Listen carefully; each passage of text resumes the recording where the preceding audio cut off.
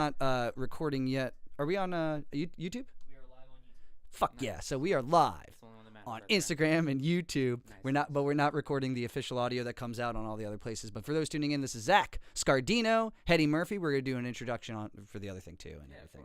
So we were just talking about people ripping off your Apple Pay. We'll talk about that. I'll just save that for the whole yeah. wormhole right No, I want to go down that wormhole and so yeah.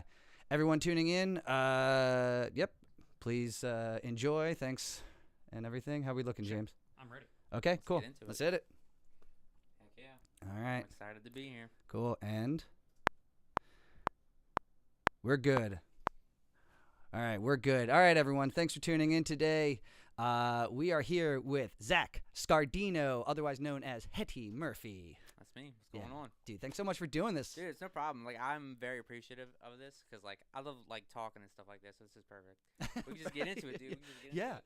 I mean, I want to give you a setup and everything, and then I want to talk about that Apple Pay situation because that Yeah, is that's actually one, pretty. that's one thing we could just get into, which Just is one. crazy. Yeah, Thanks. exactly. Cool. Okay, but you are a DJ and a producer and a guitarist and just an all-around musician. I'm sure there's Correct. other. What else do you do musically? Honestly, that's really about it. I mean, like, guitar is basically what, like, I started on and whatnot, so, like, I haven't really, like, strayed away from anything other than, like, a string instrument or something like that. But, I mean, once you started to learn how to, like, just produce and, like, record and stuff like that, that was just the next step. So I kind of just, like, went into that kind of, like, aspect. But other than that, I mean, it's not too much. I've been trying to get into, like, creating, like, video content and stuff lately, like, Oh, nice. just to, like, so I can have my own ideas for, like, my own, like, visual content for, like, when I'm playing live, or, like, if I do, like, a live set and I record it, like, somewhere, like, I could have, like, a backdrop or something like that I took, like, a video. Like, I actually just went out of town, and we just went, like, hiking in the woods, and I, like, wound up, like, looking at this, like, moss dripping from a rock. Mhm. I just recorded that for, like, 10 seconds, and I went home and I looped it. So it's, like, on a continuous, like, 10-second loop, so it's just, like, these, like, water sick. droplets, like, dripping and stuff like that. You put some lo-fi over it. That's what I was gonna say. Have you seen content. those videos on Yeah, YouTube? exactly, The lo-fi exactly, videos, exactly, yeah. Yep, that's Which is cool. like there's like dope anime or like Correct, nature. exactly, Yeah. yes, exactly. And that's Yeah. like some stuff that I like a lot too, that I try to incorporate, like, any kind of music I do, because, like, it has a lot of, like, nostalgia and just, like, in general, like, good feels. And a lot of people, like, used to make fun of, like, anime and stuff like that back in the day, but guess what? There's a lot of people now that are, like, Oh, it's the just big. doing it. It's like nerd culture has taken is, over. Yeah, it it has. all took But over. it always was going to be nerd culture taking Of course. over. Yeah. Well, it's like something really interesting a long time ago. It's like the concept of what children's passions or whatever, things that influence or affect children, those enjoyments, they continue into adulthood. So like now all of us growing up in a video game era, well, we talk about Zelda and we talk about Mario and they're actually part of our culture. It's baked in, Yeah, right? it is, So yeah, it's not correct. We it's no grew up with longer it. shunned or anything. It's like, no, we all did that collectively. Yeah, it's just it was a phase aspect when it comes to Yeah. something like that. Like, it was just, like, throughout time, like, there's just little things. People are going to hate on stuff. The internet gives birth to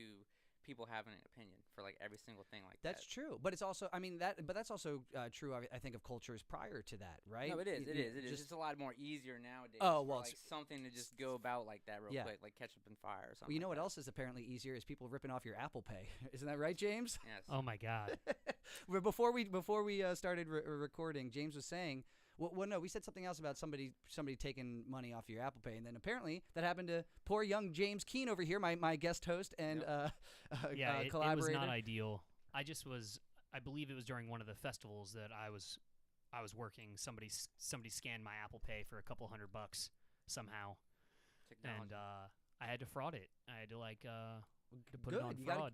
Yeah, I'm So glad you that you're had on to. top I mean, of it, yeah. as long as you were Like, what able else to, you like, gotta get do? that, like, that's Yeah. perfect. I haven't got it back yet. They're investigating the fraud, but yeah, I had to go through Okay, that. It's kind of a It's not a recent big thing, deal. It's all right, yeah. It is what it is. Like it's. I'm glad that it seemed like Chase was very, I guess to name the corporation that I'm with. Chase was very ready to Yeah, what's help the me last out. 4 digits? That was good. That was good. 1365. Okay, cool. Yeah. Boom. Okay, that sounds good. I mean that's part of it. It's like those RFID scanner things that people had a few years back. They were going through New Orleans. They would walk. It was like some big like receiver. The green thing that goes on the ATM? No. This is for your car. So people would go, like walk down the street and they would pick up your RFID frequency from your key fob in your house and then I do remember unlock your this. I do car. remember this, So yeah. I bought a Faraday pouch or a Faraday cage, as they're known, and then so I put ever since then I put my key fobs in like a thing that blocks electromagnetic and Was it RFID just like a frequencies. case or something like that, or is it like a box? Yeah, it's a little like pouch that you can buy on Amazon is where I got it. It's like it's lined with like it sounds like Certain crazy. It's material. it's like aluminum foil Yeah, hat yeah, type yeah. of people. Yeah, it's that It concept. like goes with your keys though, or is it Well, like, no, I keep it in my house, and then when Gotcha. I go home, I put it in this pouch. Gotcha, that's what I So- was looking for right there. When you go home, you put it in the Yes. pouch. Yeah, Gotcha. when I'm done for the Yeah, no, I do remember that. That was like what? That must have been like 2-3 years ago. A few years back, I was Yeah. living on in Central City with Woody at the time, our I do former remember that. drummer. That's So. There's still a situation going on now with certain models of vehicles that are made, I believe, in Korea, Mhm. specifically Hyundai and Kia. Yeah. Mhm. There's I've heard about a big recall that they're trying to force down a lot of people's throats, and For what? for being able to start your vehicle with a USB cable. So essentially, the new keys, like whenever you take the steering column off some of these vehicles, there's a USB port in the steering column that is your key, and Damn. people are essentially breaking into your steering column or getting into your car, ripping open the steering column, and then with just any regular USB port cable, like the big thing that a lot of people are saying is, do you have a phone charger in your car? Do you drive a vehicle from these years to these years of this make and model? Then your car can just be started with that USB cable that's in your car. That's crazy. That is wild. I mean, it makes That's sense. The default. That's definitely a default though. Yeah. Like literally a USB port like connected to something like that. That's crazy. It's That's kind of wild. Well, Yeah. you know what's really funny? When James and I worked at New Orleans Music Exchange way back in the day on Magazine Street, Mhm. if you remember that. Are you Ki- from here? Yeah, I'm from here, but I kind of remember that. I don't think I've ever been in that. What was that? It was on Magazine in Louisiana. It was Jimmy Glickman's place. The shop? Yeah, it was a Dude, it was I it know was a music exactly store. what place you're talking about. Yeah. Yeah, I know exactly. Yeah, it was like all, kind of this like rickety old fucking leaning it was, like, buildings, it's on the blue. corner. It's Yeah, it was on the it's on corner. Yeah, yeah. I've never been in there, but that was around the time where I like got out of high school because I'm 27. So You're 20 okay. Yeah, so I think y'all are a little bit older than me. Maybe. I will be 35 in August. Yeah, I'm 34. Yeah, Yeah, I'm a definitely. little Yeah, bit, so yeah. about that time, probably I wasn't really like hitting the city like that yet. I don't think I really was doing that until I was like probably like 2 years out of high school. Okay. But that was one shop I always wish I would have went into, and I just never did. Wait. So did you go to De La Salle with Denny? So I did not. No, Okay. I never went to any like private schools or anything. Where'd you go? So I'm originally from Slidell, Louisiana. So like I Oh, grew okay. up over there for like I think the first 10 years of like my own life, Mhm. and then other than that, I moved over here 1 year before Katrina. So basically, I didn't get really affected by that Oh, too okay. much. So like I basically just kind of grew up on the South Shore, was what I would say. Because as your Gotcha. adult life, I mean, that's when you're gonna develop your like main like traits and like personality quirks and whatnot. Yeah, for the most. Yeah.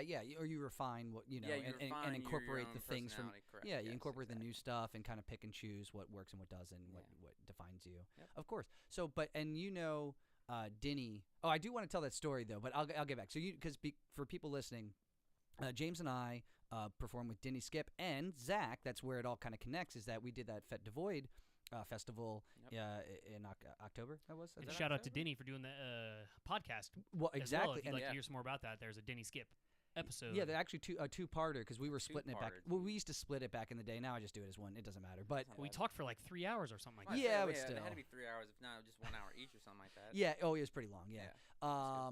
And then of course, but you guys had known each other prior. Yeah, so Yeah. I actually went to school with Denny Okay, throughout you- my high school. So I want to say maybe like a junior year he came over because I know he went over there to De La Salle, I think, or something like that, and then Okay. came to Grace King, and that's where we I think grew up from junior to senior year, I think. Okay. And so, dude, it was cool. Me and him used to click in general, just because like he hung out with like my main group of like best friends I grew up with in like high school and stuff like that. So I kind of like clicked in with him, and then we just like played music. So like in general, we were the ones like at school, just like bringing like our instruments to school and just like playing in like the yard and stuff like that. So like Max would do it sometimes, but I brought my guitar like every day to school, so there was nothing else to do. So Oh, I just nice. did that stuff. So it was fun, but dude, yeah. So we clicked ever since then, and then he went off to like college and stuff like that, and came back, and then like right when he was doing the Denny Skip stuff, he just started like hanging back around the group again, and then we just started like hanging out and whatnot, and then Okay. we're best buds still That's to this day. awesome. Yeah. I know you got all these. Oh, the story I want to tell. I don't want to forget it. Okay, so we're working at New Orleans Music Exchange, and one of our coworkers. Well, actually, James, you never worked with him, but I worked with him for a few years. So Andy, he would tell the story because he's an older guy. So there used to be something called a K car.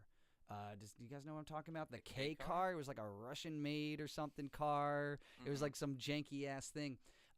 It was so janky that apparently his buddy was so drunk on like bourbon or Frenchman, got in somebody else's K car by accident and was able to start it with his own key. Wow.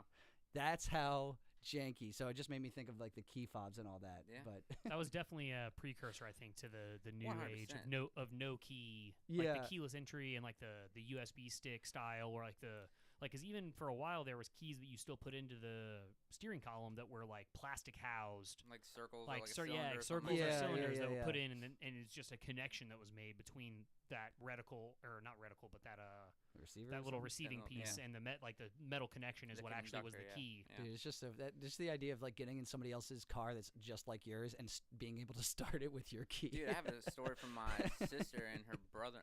My sister and my brother-in-law. Dude, they went to go eat one night, and then basically, I forgot what car they have, but it was dark out in Metairie, just where they were, and there was a car that was parked right next to theirs that looked exactly like their make and model. Was not the same make and model at all. Looked just like it. Long story short, they get out, and they're walking back to the car from the restaurant, and they're like, "Where's our car at?" I'm like, "What's going on?" And then they're looking, and I'm like, "This looks like our car, but it's not." Long story short, some older lady got in her car, like my sister's car, and then started it with her key. This is fairly new. This is like a year ago or something like that. So she drove off, and then basically the cops got involved because like she called the son, and the son was like, "What are you doing? Like, go bring it back." And she's like, "I'm just gonna call the cops right now and just let them know what's going on." And so basically she just like let them. She drove back to the place, and the cops like met them there because they saw my sister like standing around. They're like, "You guys looking for y'all's vehicle?" And she's like, yes, we are. It was like 30 minutes or something like that.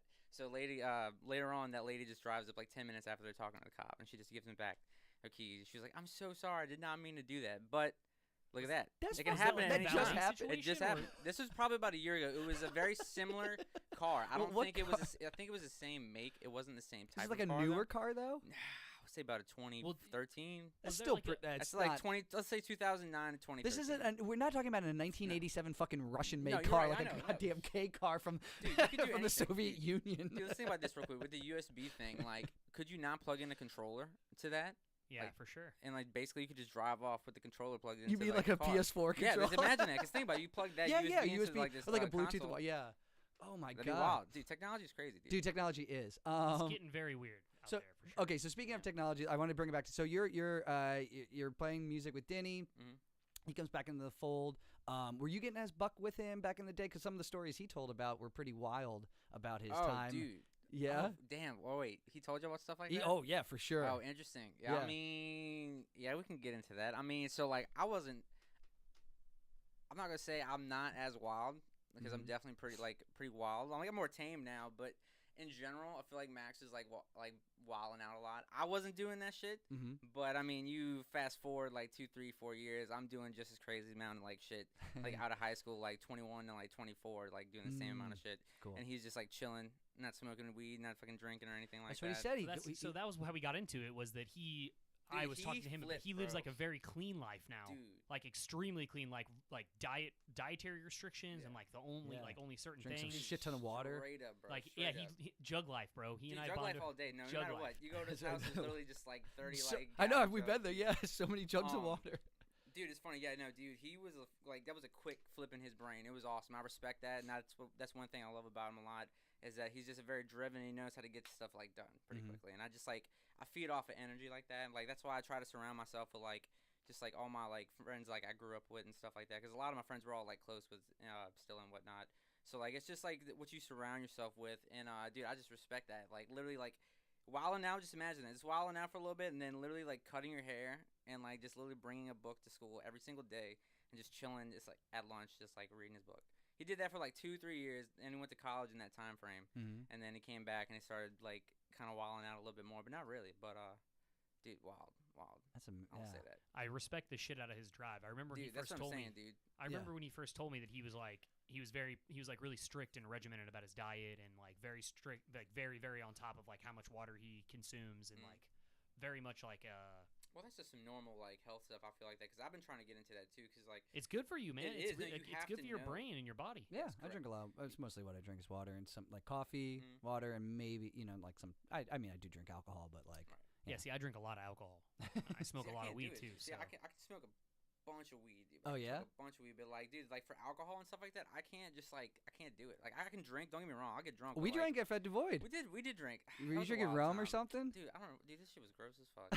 It was so bad. It was so bad. My homie bought that, and it was just like something he got at the like gas station, like coming up. Yeah. And it was. I think Well, I, at a like, certain wound up point, it was leaving like somewhere. there wasn't even anywhere to get alcohol anymore. There was just like you had to find people with alcohol out there. Yeah, That's you're true. right, That was yeah. but, but people did have like handles. Yeah, and people stuff. had like a shitload of alcohol, obviously, but it was the same thing with food. It's like at a certain point, the food was was all just either done, yeah. closed or sold out. Yeah. And it was like It's just the we're creatures just of like the night. we're just like It's like 1:30 in the morning. it's like 1 or 2 in the morning, and it's like we've been going hard. Yeah. It's Bro, like shit was it would be wild. great to get some It dinner. And it's was. like, ooh, we gotta find that. What did I see y'all the rest of that night? We hung out at that No, fire. we did at the fire. But Yeah. what happened after the fire? I know what I did. Do you know what you did? I eventually went to the backstage. I to saw go you. I watch would say my I know I homies. saw you later at the DJ stage. Yeah, that's The EDM stage, we were getting that's down where I for a was minute. going. Wait, the shovel thing or the The The skitter? The skitter, excavator yeah. stage Yes, or yes, whatever. yes, Yeah. whatever that was. The crane Skitter. thing. No, It was I a think it was skitter. Yeah, It's a- skitter. Yeah, the skitter is the It name was of the skitter. stage, and excavator is the the piece of name of the machinery. machinery, Yeah, yeah. that's there.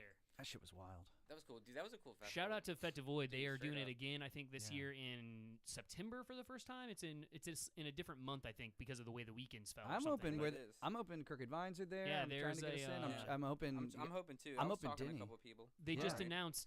They just announced the dates. Okay. They did I announce don't the think they've dates. announced any talent No. yet, but they just announced the dates like a couple weeks ago. I'll have to hit 'em So up. shout out to them. Iceman Special is who puts it on, the Yeah. band Yeah. around here. So check them out as well. So how much were you involved in the production of that stuff? Because you were so to give people or paint a picture, you're essentially the DJ producer of that show. So you were like center, We talking about for upstage m- for Denny Skip. Yeah. Oh, dude, I had nothing to do with that. Okay. I You, literally just you were pushed just buttons. pushing buttons and I and created energy, which Okay. is what I'm good at in Okay. general, and then I literally, what's the word I could use? I want to say conducted, but I facilitated. basically facilitated the whole set without trying to fuck up. I think I fucked up at the end for like one thing, and that was it. But the last show I had did with him in Mobile recently, Yeah. dude, super clean set, dude. Like 40-minute set, boom, knocked it out super quick. It was Yeah. You pretty guys sick. did more dancers and stuff for that one, right? Yeah, so basically like Just the two. just dancers, the two yeah. dancers, because you're basically just creating an atmosphere. Yeah, That's for all sure. it is, because it's Yeah. basically the show spectacle aspect, and then that. But other than that, dude, I'm just chilling. I'll let him. That's his project. I'm Mhm. just like helping out my homie and shit Okay. like that, and I just want to be involved in his musical journey because just Because I see he made a bunch of tracks for, obviously he is the creator and producer of all of his original Correct. music. But on top of that, he was also the curator of the performance tracks that he used to perform, yeah, and that's what he passed along to you to utilize. yeah. So that's something that we try to get into a little bit, is like some of the production aspects of how some of these shows work. Yeah. Where it's like he created these songs that he'd already made and released for as videos or as things that you consume on streaming platforms, but then created these new tracks that are what he performed to, and that's what you're utilizing, correct? Yes, correct. I'm literally just basically getting the audio files that he'll have, and like honestly, I'll give him an opinion on stuff that I have if like we go over like the set and stuff like that, and then he'll usually like kind of like just listen to that. But other than that, he's basically just giving me the direction of what to do, and I'm just executing it, which is cool. Like I said, I respect his art form and what's going on, and I want to see it like succeed. I want to see it succeed, and if I can put like any energy into that to make that happen, that'd be sick. Yeah. But other than that, it's really not in too much. I mean, from what we did with y'all, like everything he already had all that done for years. For sure. Like I'll say that everything he did, like it was past like I don't know how long he's been around, maybe like 5 or 4 years. Yeah. But I think so. let me think. Other than that, it's really nothing too much other than me giving like an opinion. That's about it. Okay. And it's really nice to be able to help someone facilitate their vision. I think Oh, that's dude, the big yeah. thing, is like helping someone facilitate their vision in that way is like, that can be just as fulfilling as having your own vision and creating something, is like helping someone like, that's something that I get out of being involved in the production industry as well, is like helping someone facilitate something that they probably couldn't have done on their own.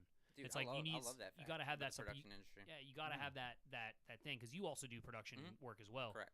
And that's something that's really cool that I think a lot of consumers of music or of large scale art don't understand sometimes, or only understand the service level of like, it takes a lot of people to make these things happen, even on a scale that's like reduced. Nobody's it's thinking like about that ever. It's yeah, crazy. It's crazy, dude. I'll go set up all these like fancy weddings for like just like these like just basically just rich people, rich North Shore people, rich people around the country and whatnot. Dude, it's just crazy. It's just like nobody's thinking about anything else that's going on as far as the production go. You'll have like $2 million wedding show basically. You got all these florists in here. You got all these lights and stuff in here. You got like all the audio rig. And it's just crazy. They'll just come in here and do the thing, and it's cool. It's fine. That's what's supposed to happen, obviously, because that's the whole point of them throwing the event. But it's just wild, because dude, you can do so much stuff when it comes to doing production work. You can do all kinds of different types of shows. Is what I mean by that. So I will tell a very short story because I did sign somewhat. I have some questions. I signed somewhat of an NDA, so I can't say too many things about this. But I did an event recently. Okay. The staff of the event outnumbered the guests of the event 3-1. Whoa. The staff of the event outnumbered the guests of the event 3-1. Wow. So it was a very large scale production. I know what you were talking about. I know exactly what show it is. And where was it at? The Fillmore. I know exactly what you're talking about. Yeah. So it was a. Can I say it? It was amazing. If I didn't sign the thing. Yeah, you didn't sign shit. So say whatever you want. What was it? I can really say it? Yeah. Really? I mean, that's a good point. Earth, Wind & Fire? Yeah. Yeah, that shit was crazy, I heard. It was like a private birthday. It was insane. Like that. Yeah, It was that's a private exactly what it was, and that's for as far as I can 50 go. people or something, right? Yeah, and so we outnumbered the staff. The staff for that event outnumbered the attendees 3-1. That's cool. There was, I think, I counted 11 different vendors that were providing everything from vintage furniture. 11 vendors? Damn. Everything from vintage furniture and flowers all the way up to high-end audio, as you can imagine, with an act like that performing. And yeah, it was nuts. It was. Wait, so is this a private insane. party where somebody hired Earth, Wind & Fire? Or is yes, correct. They hired Earth, Wind & Fire to come play for. I don't know if it was a birthday party or something like that, but dude, it was I heard it was 40, 50. That's the 50 last people. thing I'll say is that yes, it was a birthday party, and that's where my Yeah, potential starts, to be sued starts. Yeah. I understand. Yeah. Damn. Can you imagine having that Dude, that's what I'm saying. that cash that was just exactly what I was bringing up of that whole Well, that's past, also 5 what's wild minutes. is the band. I thought whenever they first told me I needed to sign an NDA, it was for Earth, Wind & Fire, but it was not. No, I No, Earth, understand. Wind & Fire It's- didn't care. Yeah. No, Earth, Wind & Fire was yeah, like, yeah, this yeah. is just our gig. It sounds like Hunger Games shit. Then the capital of in Colorado yeah. or Denver or whatever, they're just like, oh, bring in the biggest act bring in the greatest canopies and all the Oz of Oz and things. I don't know. Where'd that voice come from? I I've know. never heard that I from was you, like, Steve. were you quoting Hunger Games? No, I don't I'm know. just like, it's like, fuck, what movie is that? Well, as far as the second one? No, I don't know. That was good. Did you guys see that they're coming out with another? So they're expanding beyond the book. The same thing that I think Harry Potter's trying to do recently, where What, they're about the to show thing? release. Yeah, they're about to release another, or they just cleared another movie that's Off a of Hunger that- Games prequel movie, but it's not. There's no book about it. It's just gonna be a movie. Oh, I was like, I don't know how I feel about that. isn't that basically? Isn't that Game of Thrones? I mean, that's not too bad. Well, at least there were gonna be books about that stuff. Yeah. It's basically going to be Star Wars. Oh, yeah, 79. exactly, It's yeah. basically exactly what it's probably going to be. Oh, yeah. But So it's gonna the, suck. Didn't the Star Wars movies? It's gonna suck didn't the- so It's gonna much. suck so I bad, thought the dude. Star Wars. It was so I thought bad. the Star Wars movies preceded the books, though.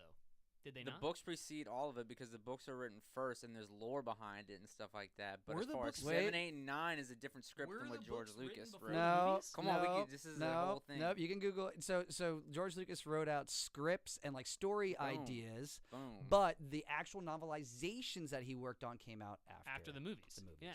So obviously They the don't. They scripts and didn't stuff- exist in the books book didn't But what exist. what book But- in the book what serialization is it? Is it what script is it?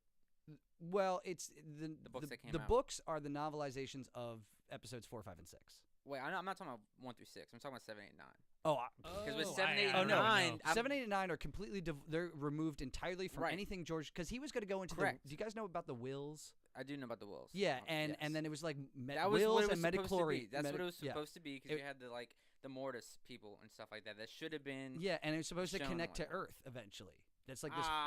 That's like the whole thing. Is it eventually it's found the whole legend a long time ago? The whole thing is found later on Earth in the where the I'm a pretty future. big Star Wars fan, and I feel like I didn't Yeah. even know that part. I know. Yeah. So I've only seen Earth mentioned once in any kind of Star Wars lore, Mhm. but I see what you're saying. That was his envelope narrative. That was like. Well, the thing it was is, just. It was just I like mean, a. cool. I'm It's glad almost. he didn't do that. It's Wasn't almost a Dis- throwaway. It's wasn't like it Disney- didn't matter. What didn't Disney fucked it up. I would say 7, 8, and 9 were basically trash. Disney's version of George Lucas. No, I don't George even Lucas think. they had a bought script Lucas- for that, and they didn't use it. They They didn't bought, use yeah, it. say they This- bought Lucasfilm and just basically said we're gonna do whatever the fuck we want. And I put want money. Lucasfilm Give on me it. money now. Yeah, it was what's his face, J.J. Abrams. It was Yeah. basically Yeah, J.J. that's- Abrams Dude, fucking everything dude up. Fucked it up. Classic up. J.J. Abrams. Yeah, for Dude, sure. it's wild. Dude, you think about it. What else did he do? He did he the a couple Star things. Trek reboot stuff with It Chris just, Pine. It just looks like Star Trek. Think about I it. think he Yeah. did Like 7, 8, 9 one of the just other looks ones he like did that. was maybe War of the Worlds. That was a popular one. He did Super 8 yeah. There's a and couple- there's like a obviously dozen. Lost and Lost. That was Lost. another big one. Dude, I Which haven't also seen that in a long- disappointing. I That haven't was his seen that as an breakout, right? adult, dude. I think it probably was. yeah. If did he do that? James, you got the Google with you. Yeah. No, yeah, that was his Really? thing. I didn't watch Lost. I just know these dumb facts. I just Dude, know why. I mean, trust me, I have a whole mind full of fucking dumbass facts. yeah, dude. things It's that fun. yeah, I know what the wills are from Star Wars. Dude. You know, like why do I know that? 'Cause you're fucking cultured. yeah. It's 'cause you're cultured. Cloverfield is another one. That's Ah, a big dude, one. I am not gonna Cloverfield. lie though. I personally was a fan of Cloverfield. It was cool. It was cool. I watched that shit on YouTube way back Oh, in the day yeah. when like that was still going on. Yeah. But Here we go. that These shit are the was ones cool. that are going to surprise you because we probably, especially Steve and I, maybe Okay. maybe you as well. What? So we've got Alias. You guys remember Alias, the TV show Yeah, with Jennifer Garner. Jennifer Garner, yeah, Okay, exactly. Okay, And then also for all you throwback guys, the show Felicity that was on, I I believe, don't know about this. the WB pre-CW. That J.J. sounds Abrams familiar, on okay. WB. Felicity, yeah. That sounds You guys remember familiar. that as like it was like a Dawson's Creek esque. That sounds very familiar. Okay, What yeah. the hell? Okay. That sounds familiar. Yeah, it's a TV series from 1998 to 2002 that We're looking J.J. at Abrams it. was a Yeah, I was a remember part that of. chick. I recall the girl who's on it, but I don't know her name. But That's I funny. remember that image. Okay. Okay. Some other bullshit. Looks like Forever Young was a 90s movie he was involved in as well. That is, if we're talking about his early days. Early Okay. days. Anyway, so but yeah, he That comes guy. in and he Fucked Fucks it up up, Star dude. I know, Wars, it's yeah. bad. It was bad. also, I mean, just to be honest, it's like that concept of milking culture. I think so that to play into something we were talking about earlier, this idea of like nerd culture becomes popular, but the thing is that it's gone beyond the love niche. Now it's a money vehicle, and I think actually that there's a negativity to it. Look at the Star Wars situation that's going on right now with the Disney stuff. You know, I mean, like it's kind of just going visually for those who are just listening. I am making a descent with my hand right now. It's just falling off. You think so? Yeah, So absolutely. Look at Let's see. look at Kenobi or Obi-Wan or I whatever. thought that was good. I thought that enjoyed was it. good. I also that was good. So I was And just that about to ties say, into the game that just came out. All that ties into Survivor? the game. Yeah, So was it that is Survivor? Yes. the Jedi Survivor? official first video game that's now Disney canon. Dude. Yes, dude, Star I'm gonna Wars- throw you all this both of them. Star Wars Jedi Fallen Survivor. Order and yeah. And Well, no, Fallen Survivor- Order is not technically canon. No, but The Survivor only video is. game that is, Survivor is the only one that's official canon. I googled this yesterday because I wanted to know if I needed to buy a PS5 or an Xbox One. to But they do said this. Fallen Order before was a canon. They've uncanonized it. I mean, I would still say it's canon because you're introducing Cal Kestis. You're I was gonna introducing say, the main character. all the so- characters are still there. I would say and so that. that's what I also don't understand. But the only one that's officially stated as canon is the new one that just Wait, came why? out. How did you like Obi-Wan? It I has. also There's like no Obi, yeah. stakes. There's What? no stakes. They retcon. How does Leia not remember Obi-Wan in the future later when she meets him later? But she does though She does because you remember think him. about when Luke walks into the cell and he's like, "Hey, I'm with Obi-Wan." She just jumps. She says something and jumps up and Well, like in the message that originally comes in R2D2, she says, Obi-Wan, help us as you've helped us before. yeah, I know, but like, there's no like. She's just like, oh, there was like we had this like Dude, huge past. If you It's just think about all that stuff like that though, man, it's really crazy because it kind of does sound like it's foreshadowing that she did know him. If you I think mean, about she the knew actual of him. They lines, talk about him. Yeah, I mean, she knew of him, but like they have this huge emotional connection. Like, why right? did she name her Yeah, son but- Ben? And also, Why like, did she how many, name but her also son Ben? beyond that, how many, like, have you rewatched episode 4 since you watched Kenobi as well? Yes, that's I only that. watched the first episode of Kenobi, and I was just like, nope, nope. Oh wow, no. yeah. So you Dude, can no, you don't even you have gotta a watch you don't the even have whole a leg thing, to bro. stand on there, bro. Yeah. What? You No, only it was watched so one episode? bad. You watched one episode? It was so bad. I had to stop. I was just like, nope. What? You don't even get Dude, an opinion. the Dude, end it was the whole solid. thing. It You was can't What? review- You can't No. review a show that you only watched one episode of. Yeah, and then I read a review that said it was the whole season was terrible. Yeah, no. boo. And then Alright, everyone I look, talked to no. about it Wait, was wait, like, first this of is all, terrible. Just real quick. First of all, she calls him Ben. Yeah. She knows him as Ben Kenobi. Yeah. That whole time in that thing. Yeah. So think about this. Remember how I said when he walks in the cell, he Yeah. mentions who I he's get that with? because she knows of him and But she why sent him a did she message. name her son Ben then? Because it meant something to, I don't know. Because she knew it was Obi-Wan that whole time. She's a Okay. childhood family friend. Okay, that's Like, fair. We know that from all the other installments. That too. aside, fine, but there's no stakes to it because you know that they're both going to live. Like, there's no See, stakes to the situation. It's not about mean, stakes for me. It's about backstory for the it's interaction about, it's between about Vader the, and correct, Kenobi yes, for me. and that's what it That's was what about. was good for me. Is Yeah. that interaction? I was upset with one thing, and it was the way that the fight happened between them on, I can't remember which planet. I must have been, The first one or the second one? I think the first fight I was not super stoked about, but it was mostly just because I thought there could have been other like you said, there could have been some more stakes, or there could have been some other factor there. You know what's But gonna happen. The show overall. Yeah, but you don't know I'm how they into it. feel on the inside, though. That's the thing. No, It's that's about the what's journey. going Yeah, on. it's Yes. about the journey, The dude. journey. Finish it, and then we'll talk. Well, because that's the other not. thing is that I was going to say I think the saving, because I'm, like I said, I'm a pretty big Star Wars fan. Yeah. I watch a lot of Star Wars, and I do think that all the TV shows that have come out on Disney Plus is what's saving Star Wars. The Mandalorian was fantastic. I got you. This most recent season, I thought it was great. only Everyone watched hated, the first 2 episodes everyone so hated far. on Theory? Book of Boba Fett, and I thought Book of Boba Fett was super solid. I will say that Book of Boba Fett is just another season of Mandalorian. It is. So like, what's the like? So you want to hear my theory? Oh, So I'm ready. You know how they just announced that they're bringing Daisy Ridley back to Yeah, do I did right? see that. Mhm. So that's supposed to be 15 years after. So with this game that just came out, my roommate's been playing it and stuff like that. So I've been kind of like looking it up. I also kind of just like spoilers. So I just kind of I don't have time to play video games too much anymore now. So like I just like watch the cutscenes or something like that. That's cool. So anyway, long story short with that, is anybody playing the game first of all? I don't want No, to just go I ahead. literally did what you just I said. didn't I even watched finish- every cutscene on a YouTube Alright. video like I 2 have days Fallen ago. Order. I didn't even finish Okay, it. so basically the whole thing of Fallen Order in Survivor is basically the path, and then Obi-Wan can in the Obi-Wan show, you get introduced to the path, which is basically just like a safe haven. It's basically like I'm about to quote this person. I'm trying to think who it is.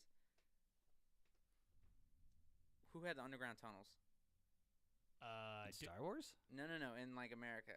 The Underground Railroad. Oh, Underground Railroad. Harriet Tubman. Was it Tubman? Harriet Yeah. Tubman? I just didn't want to be a dumbass. I'm not The gonna lie. underground Yeah. tunnels? No. I don't My think bad. actually just think didn't they had wanna sound under. like a dingus. Wait, I Some don't. of them were underground tunnels. Yes. So Really? anyway, Yeah, there were basically- under. So there's actually a place in my hometown that has a piece of the Underground Railroad in it in Really? Southern Illinois. Yeah.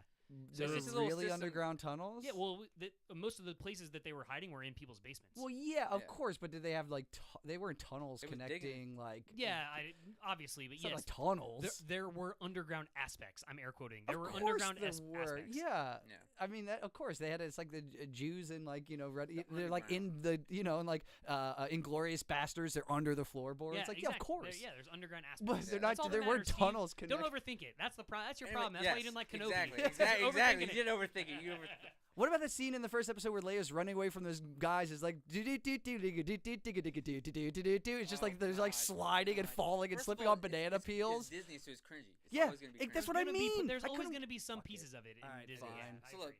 capping my theory. Long story short, you get introduced to the path basically, and that's basically a safe haven for like people escaping the Empire. All right. Long story short, end of the game, you get a planet or something like that to where like basically now you have a safe haven for all these people to go to. So basically, that's how you introduce Cal into the main storyline canon. Mm-hmm. And so now Rey is going to be rebuilding the whole like order and stuff like that. So what if she runs into him, and he is now introduced into the cinema aspect? Wait, they're making another movie, or she's gonna be in a show? She's going to be in a movie in like a couple years. There's It's another 50 Star Wars movie. They're going to be Oh, making yeah. one, and it's going to be Ah. 15 years after the Episode last one. 9? And she's rebuilding the Jedi Order. So is this episode So there was 10? Possibly. the big thing is that one, there's no title yet. Okay. Yeah, it's nothing. They've It's just only literally announced said it's so confirmed. they've only announced that Daisy Ridley will be the star. But what the big backlash that I saw is that Finn is of no mention. That's the big thing that everybody's upset about is that Finn's not coming back. It doesn't I seem mean, like. he's still they botched his character. I agree. They botched his They character. botched His his character. character could have been so much more. But they just, dude. That was my I biggest hate, issue I with hate 7, all 8, and those 9. movies so much. Yeah. Because like it was a money grab. Back Yeah. to what you were saying earlier about that, and like, dude, money's the seed of all evil. No matter what, For there's sure. always gonna be the bigger man looking at, oh, what kind of like. Well, money's Moolah can I make on money's that? the enemy of art. I think that's the big thing. That's a great way to put Yeah. that. The money Yeah. can be, yeah, it can be. Yeah, I mean, you need money to make art almost in a way, but at the same time, you kind of don't. But it is like it is a pure kind of like if counter that's to your it. if that's your goal is to make money, then it's the enemy of art. If your goal is to make art, then money will hopefully come to you. There you go. That's good. That's good. So I will say this: we got way down Star Wars, which is cool, and I know you guys like the shows. Maybe I'll give Kenobi a try. My brother, who's a huge Star Wars fan, also was just like, yeah, it was just okay, and he's I huge. didn't- He stands by all of that shit. I didn't. Chill. So- I didn't It wasn't think it was Rogue my, One. I didn't think. Yeah, I was saying. I It didn't wasn't think Rogue it wasn't One. my It was favorite not thing Rogue ever, One. but It was was like cringy. it was It was totally. cringy. I heard Andor wasn't good. Oh, I I didn't like. watch that shit. I like See, Andor. I don't watch TV though. I don't watch TV a lot. I really like. don't. I me liked neither. Andor a Yeah. lot. Okay. Well, the other thing is that like the thing that I've realized I like the most about Star Wars right now is that I've really realized that some of my favorite parts of Star Wars are the animated series. Okay. bro. Yeah, and they're pretty sweet. Animated series, dude, that's a whole. I will say this. I can exactly say why. The reason I think the original Star Wars, the kernel of it, is so great. It allowed every fan, all of us, to do fan fiction, the extended universe, all those books and everything. If you think back, and they were writing beyond it. We created this shared space that had nothing to do with canon. You could introduce stuff. There was now Marvel. It's called Legends. Exactly. Yeah. Now Disney is like creating this commodified, money-grabbing, canonized version of it. That's exactly what is being built and so up that's into, part of what I don't like about it. Did anybody play Soul Calibur 4? No. Oh, I do dude, remember that was the one with fucking Starkiller. Yeah, and Yoda? that was the first introduction of Cal Kestis or whatever is however you say his What name. the fuck? What? He was a fighter in that game. Cal Kestis? No. I believe so. Or no, No, maybe Starkiller. Starkiller was from- Starkiller was. Yeah, Starkiller. I played that was. one from. That one. But dude, I sick believe as fuck. Yoda was Unleashed, also a Force part of Unleashed. that game. Yes, fortunately. Yeah, Yoda was in also that in game, that game. Yeah, and maybe Vader. I think it was like each Xbox console had a different. 360 or something. Each console and then, version had a PS3 different, couple had a different characters. extra character. Yeah. Anyway, but I think that's the point that I feel about Star Wars sometimes. It's like, hey, we captured. They got this thing. It's like the first 2 seasons of Mandalorian are dope. They capture Star Wars again. Has an excellent ending. And the reason I wasn't enjoying the new season was it's like, oh, we're just going to continue all the shit that was working before, even though it doesn't serve the art. It's just like, oh, we're going to bring the Grogu character back, and we're going to do this. And then we're going to have the Mandalorian say something really stupid, like when the bust falls on somebody's head, he's like, that's using your head. And it's like, well, that doesn't sound like that character at all. What the fuck's going on? I don't even remember that. It was so bad. It was so cringy. fucking It was bad, dude. cringy. It was so cringe. And I was like, God It's damn. Disney for you, man. They're appealing to the masses. See, so my issue is that the first thing is my favorite part about all of the Mandalorian is actually the entire backstory that you're seeing the end of that happened in Clone Wars, the Siege of Mandalore and the actual fight for Mandalore. Like the best part about the Mandalorian is Bo-Katan. The best part about I don't like the her Mandalorian character. is Bo-Katan. See, I don't my like her brother said the character. same thing, don't and I'm like just her like, I don't character. care. No, the best part about the Mandalorian is Bo-Katan. Period. See, And then I that mean, moment yeah. whenever they saw the Mythosaur, holy shit! see, I watched that. haven't I watched seen that end of that too episode like much. I 4 haven't seen times. too much. it is pretty cool in the water. Yeah. Yeah. Why Whenever was it they're in the water? jetting 'Cause past. I didn't see that. Why was it in the water? So the I don't know. Mythosaur. It's in that lake or something. Yeah, I didn't. This watch is the so episode, engaging for those of you who love. Oh my god, I could talk about this all day. I know, right? Rachel, my partner Rachel could attest Mm-hmm. to you that like one of the main things that I watch all the time. Like if I don't know what to put on, I either put on Star Wars Rebels or Star Wars Clone Wars. Dude, Rebels is fucking gas, dude. And that's what leading into my final part biggest- of the theory was Ezra All right, what's coming your theory? back. What's your theory? Oh my to god, do- so to do the like I'm the so Jedi. excited for Yeah. Ahsoka.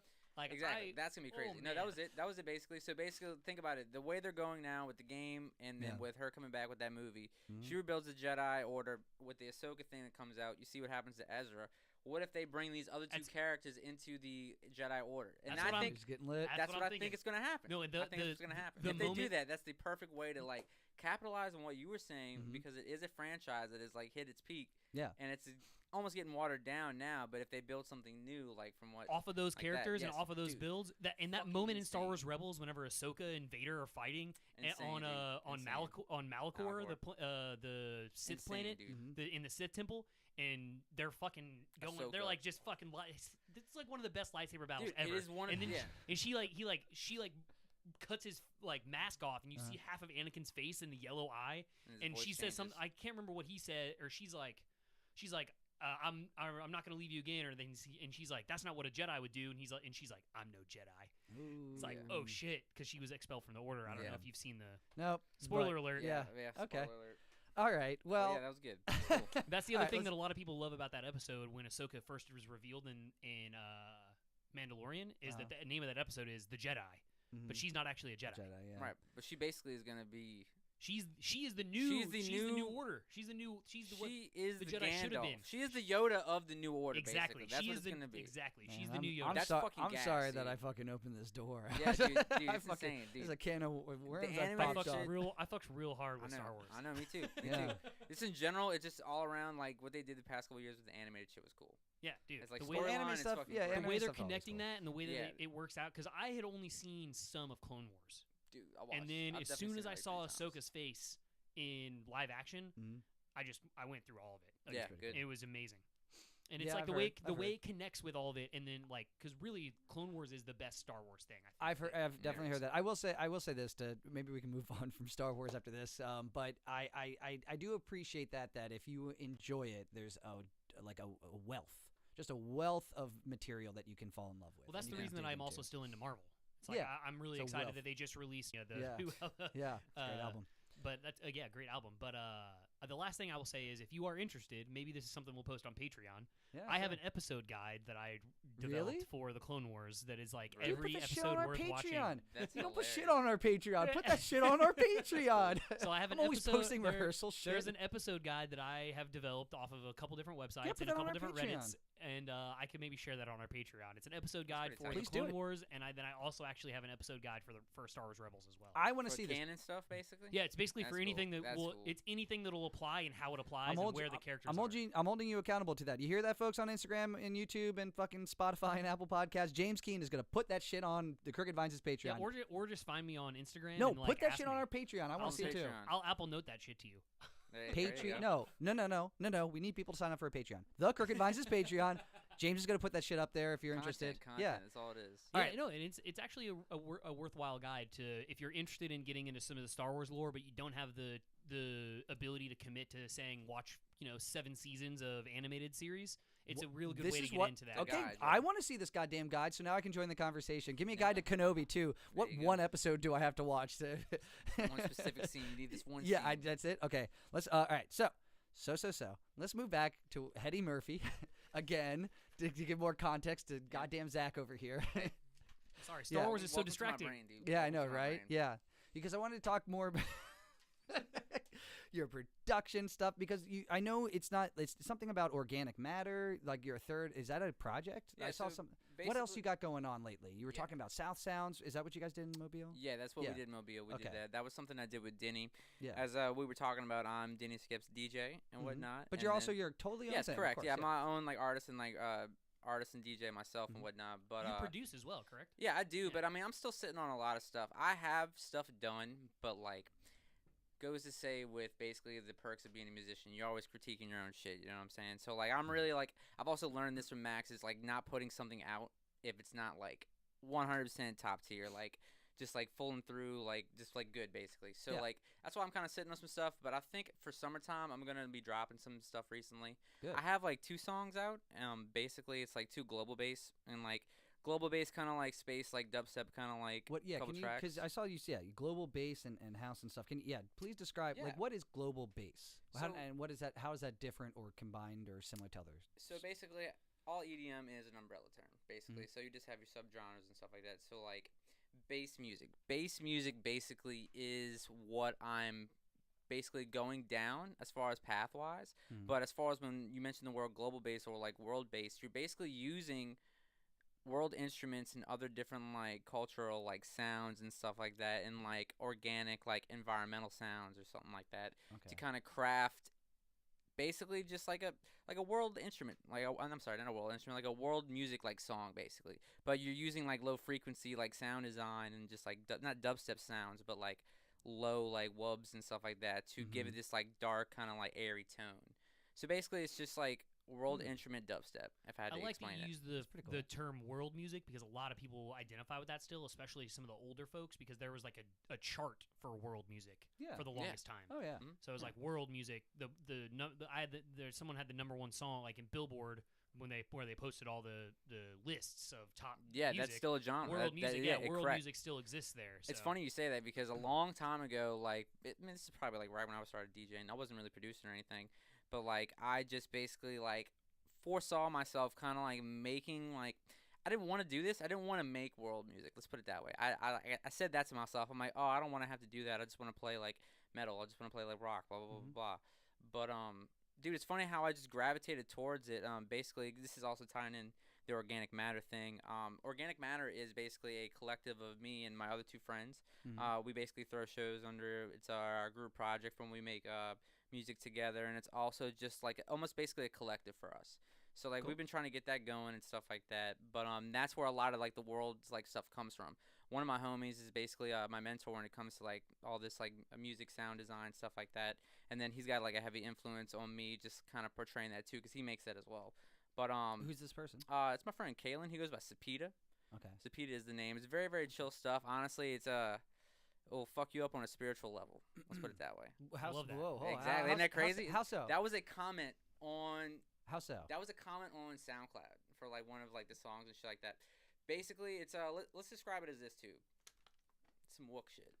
It's literally some fucking wook shit. If you think about it, Holy like, shit! I found out at Fête du Void that wook. I think Oh, I you never heard the never- term wook yeah, before? No. That's Really? good. Yeah. It's whatever. I mean, like fucking, it's just another term for fucking hippie. Basically, it's all it is. I was just about to say it's kind of Kind like of. the It's modern. like- It's kind of like the modern hippie, but It's- it's yeah. also a little more Grungier. electronic music Yeah, based. And yeah. yeah, I guess you could say It's the grungier. electronic festival hippie guy.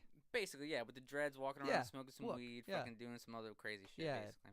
But I like to wook it out sometimes. dude, I work it out sometimes, dude. I don't give a fuck. It's fine, dude. It's fine. It's When- survival. When we go back to Fête du Void, we got wook. Dude, we Yeah, get wook wooked. hard. We Yeah. get You will wooked definitely hard. get wooked. Yeah, Yeah. for sure. I don't know if you're supposed to use it as a verb, but I want to. I'm about to say, I'm gonna sample this podcast. Yeah. One of us saying wooked. Yeah. Or something like that. Get wooked. Get wooked. And it's gonna be the name of the song, basically. That sounds good. I like that. But where was I going with that? Yeah, so the global bass stuff Wook like up. that. It's interesting. So like, I just feel music needs to be melodic a lot of the times and whatnot, and that's what Sure, I kind of yeah. like just kind of stick to as far as when I make music or anything like that. I just want to tell a story, and I feel like with global bass and stuff like that, you can tell a story with that really easily. If you can get locked into like a session or something like that, to where you're just really kind of like making a theme, because this is basically like my process on like making songs is I like to make a story about them as I'm making like the song itself. Mhm. It just kind of helps me envision something, and I could see something get it done. Like honestly, dude, last night I actually haven't worked on anything in probably like a month and a half. And so I just sat down on my computer yesterday just to try to do it because I haven't done it in a minute. And dude, I had one of the sessions where I was just sitting down for like 10 hours. Oh, I sat there for like from like probably like 6 o'clock to like 5 in the morning, and I wound up making like this one D&B track that I have a collab with my friend, and then I just made this other like little chill house thing. And then dude, it's just like with those moments like that, which are really cool, like it just kind of gives me like fuel to kind of like push the passion, basically. Oh, that's And awesome. D&B, for anybody that's curious what he was just mentioning, that's drum and bass. Dude, Oh, that should be believe. crazy. So yeah, that's Okay. yes, that's correct. another genre of EDM as well. Correct. That's Okay. Whole pretty- different type of thing. Yeah, you know? totally different. Yeah. How can you use that to tell a story then? Like, can you describe that process? Like, when you say tell a story, do you mean you're there's a chordal change or a melodic thing, or there's a lot of shifts in rhythm or feel? Like, how can you? It's a lot Have of it tell shifts in story. rhythm and feel. Okay. That is the main way that I look at anything when it comes to music. Mm-hmm. As far as if I'm writing something or if I'm just like DJing or something like that. But that's basically what you get at, basically, because Mhm. music is a language that is spoken by all and can be understood Yeah. by all, even though we don't all speak the same language. You know what I'm saying? Mhm. So like as far as when I say by storytelling, that's exactly what it's doing. It's saying it's telling a story without using words. Mm-hmm. So like if you use just like you could do that with anything, you know what I'm saying? But I'm like, say you Okay. have like cultural or like world like instruments or something like that, where you have more like emotion behind what it is rather than I'm playing like a guitar or something like that. Which you can have emotion behind it and whatnot, but like you have like a nice like flute, you're like setting the whole like tone and like vibe for the track and the said story if it was being told. Sure. And are you sampling instruments? Are you performing any of them, or doing like key bass? Are you just doing like drum pad stuff and working out the like how do you Basically everything you just said, basically. So Okay. like as far as like me using like real instruments and stuff like that, I've lately been doing that. I've been doing like these live sets. Mhm. Probably since February, I've been doing a couple of them. All the month of February, I did it with a sax player and a Frenchman, and Oh, sick. that was sick. That was cool. I just basically did like a 3-4 hour like DJ set, and like me and him worked something out one time, and then it was like 2 times as far as like having a nice 30-minute set, just like do here and there. Mhm. And dude, it was awesome. It was one of the coolest things I could say because we just freeballed that whole thing. That's He's a cool dope. guy. He's got like 20 years experience playing sax, so like he could basically just bounce Who's the guy? around. His name is Alex Canales. I don't know if y'all ever met him. I don't know if He I plays have. on no. Frenchman. He's just like another like Nola cat. Okay. Just And is, where'd like you plays play? around. So I met him playing at Apple Barrel in Frenchman. I got hooked up with that gig, and then they wanted me to find a sax player for French Quarter Fest. What was in February? February is Mardi Gras. Mardi Gras. That's what it was. They wanted me. Yeah, I was like, I can't remember that shit.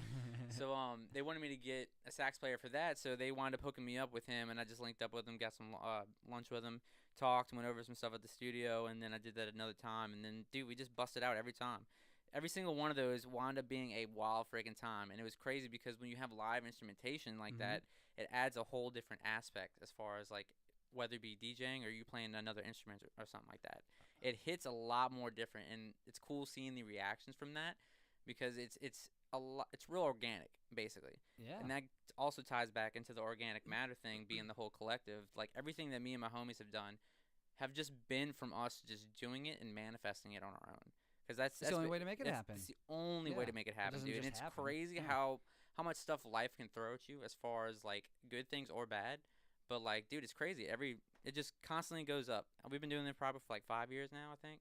Okay. So it's been growing steadily ever since. There's always new like milestones, I'll say, get achieved at least 2-3 times a year. I mean, that's just growth in general. That's really cool to hear. I did a number of years ago. I had kind of that idea to do either guitar or sax. I play both with a DJ. So hey, if you ever need a sax dude, yeah, guy, I mean, man, I'm always we'll have about it, man. Like, I definitely was gonna talk to y'all about that in general because like I enjoy doing these live sets. I'm actually doing one at the Drifter for Dome Collective. They were having this big event. It's a 2-day event, and they got these like kind of big artists coming to do like this little like collab project they have. So it's gonna be super chill.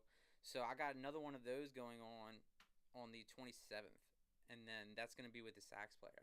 Okay. And that's gonna be cool. I think I'm gonna link up with him next week just to like work on some stuff. But dude, y'all should definitely come. I think it'd be very interesting. I'll come Have out. y'all been I to love the Drifter Drifter. before? Yeah, I might say the yeah. Drifter's Tight. always a vibe, dude. Yeah. Straight up. Wait, what's that? That's May. It's May 27th. What day of the week is that? I want to say it's Saturday. I think I'm out of town. That's Memorial Day weekend, right? It is. Yeah. I'm here. I'll come. Nice, good Dude, I'll be there. Dude, Yeah, I'll just come and hang. But I would Yeah. love to play again sometime too. Yeah, we for can talk sure. about that off Yeah, off the we'll things. talk But about it yeah, for sure. for sure. So That's tight. yeah, Yeah. it's tight. So it's funny. 'Cause I actually just did a show. What were you about to say? Real quick? I've just been getting hired for saxophone again more often lately. Really? I'm playing. Good. I used to play. I mean, I played sax for years. That was my primary instrument. Right, I think you did. I played it from like 4th grade through all the way at post college and everything. I went to Loyola for music ed and jazz saxophone and stuff, and then I started playing keys a lot more lately for the Crooked Vines, and that over time I was just getting hired for both.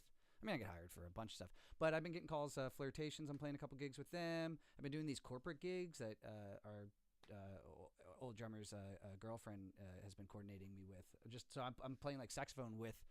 Like a playlist, like a Spotify thing. You're just playing on top of it. Yeah, I'm just playing That's on top crazy. of it. Isn't that Yeah, wild? yeah, and I just like use my ear because it's like I mean, that's what you can do WWOZ. with, like, that's like So it's just like, and it works well. Like they keep hiring me. I'm like, fuck yeah, Dude, make good money. it is Sick. perfect. It's so easy Maybe we to could do that it. together Yeah, sometime. dude, I would. That dude, would let's be do the that. Let's vibe. do that. They I'd be pay cool good. with that. Yeah. I'd be cool I'll with try to that. get you in on that too, James. Sorry, I'm. Just, No, you're Dude, we good. could do a whole thing, dude. We could do a whole thing, bro. They love that type of the shit. lo-fi beats that I used to do. So during COVID, whenever there was nothing to do ever at all, I got into this thing where I would find like either lo-fi beats or throwback hip hop beats or like whatever, or like another one was like I would find like Dr. Dre tracks with no vocals on them and just spin, Chop it up or yeah, something? just play horn over the top of them.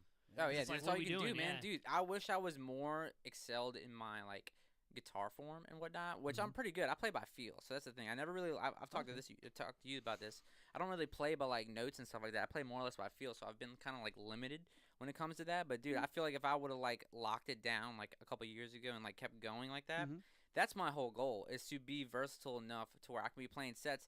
Obviously, I'd work on some stuff in my room, you know what I'm saying?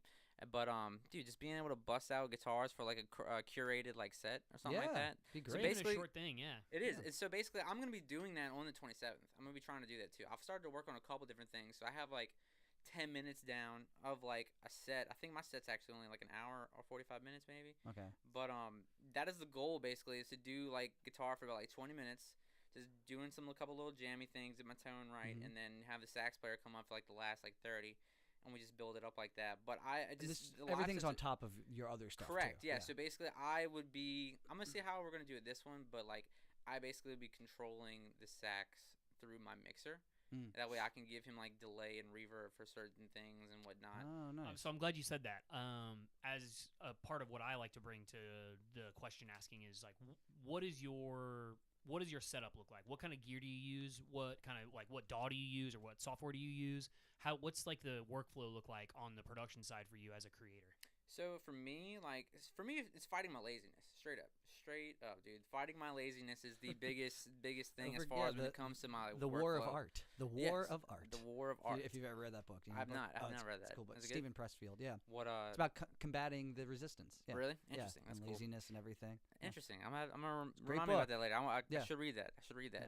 So basically, like, dude, my process basically is, it really depends on the day, dude. Because like when I make music more or less of like a feeling aspect. super emotional. I'm super just kind of like in my feels all the time. So like basically, I'm trying to portray like stuff like that, and I'll get in like a zone and a drive, and I'll make some like fire shit.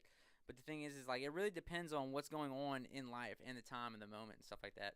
But basically, I'll look for like samples. If I can't find samples, I'll just try to do a small sound session, like a sound design session or something like that. But more or less, I like using sample based like material and stuff like that. So you're like, buying sample packs from artists or other musicians, I or mean, finding stuff that's just out there, that's online, that's correct. Everybody's using Splice. Everybody's getting sample Exactly. packs and stuff like that. Dude, what I love doing is I love freaking doing. I'll go on YouTube and just look for. This is an example. Y'all ever seen Courage the Cowardly Dog? Yeah, when when we were kids. Y'all remember Muriel played the sitar? I don't remember that. No, but I didn't that's watch crazy. it that That's- much. Yeah, do you know what I'm talking about? No, I didn't know watch what a it too sitar much. is, Yes. and I remember Muriel. So but I Muriel do not played remember. sitar, and she would do that regularly Oh, that's throughout cool. the What? series. Oh, So I I don't thought remember about that. it the other That's crazy. day because I was just looking up like shit to like sample and stuff like that, and I thought about that, and I was like, you know what? Let me go check this shit out Yeah. because that would be a world Yeah, instrument for to sure. use. oh yeah. So basically, I could go in there and I basically found a loop of her doing just the like sitar shit, and so basically I haven't done it yet, but I went and ripped that and made like a Nice. sample out of it, so I can kind of like do something to make or like and then you craft put it into on something else. the screen behind you, her playing guitar from the animated Yes, thing. correct. Yeah, Absolutely. I didn't think about that Multimedia, one, but yeah. exactly. Mixed media, baby. yeah, mixed Yep, media, that's how you do multimedia. it. Yeah. But grab it while you can while you're there. Wait, right? did we do that? Was that the theme song that we did with Denny? What theme? We did- That That was Brains. Brains. What show? That's That was Grim Adventures of Billy Mandy. that's it. Yeah. Yeah, that's that was okay. just like a cover because I think that's an actual song in general that. No, That they used? they might have wrote in that for that show though. I don't know. Brains. That's right. Yeah, I just I couldn't hate that remember. song. I hate that song, dude. It's fucking So annoying. you also weren't happy that we had to play that one. I mean, it's whatever. It's just boring, I know, dude. just- yeah. It's just boring. Yeah. It was just like busting it out because we were just like the form was really weird for those listening. We played at the Denny Skip set, but it was at Fête de Void, but it was added later than the original. Like the original song list did not include that, Mhm. and when he gave it to us, he was just like it's melodic, intensive, and it's oddly formed. oddly time and there's like weird.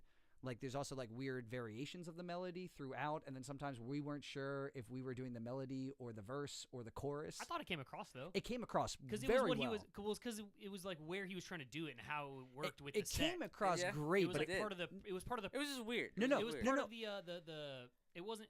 I'm struggling not to say it was part of the show, but it was like part of the idea in a whole as a holistic thing. I was where Correct. that's where I think it. No, felt, no, no. felt like It fit worked. Really It well. was so effective. It worked great. It sounded great. We all pulled it off. It was just funny when he added it, and then we were like going over it. I was just like, because Denny's pretty meticulous with his like, hey, Yeah. wait, oh, I think you missed a note there. I'm just like, Yeah. bro, you adding this a couple days before, and Yeah. like this, like we're gonna do the best we goddamn can.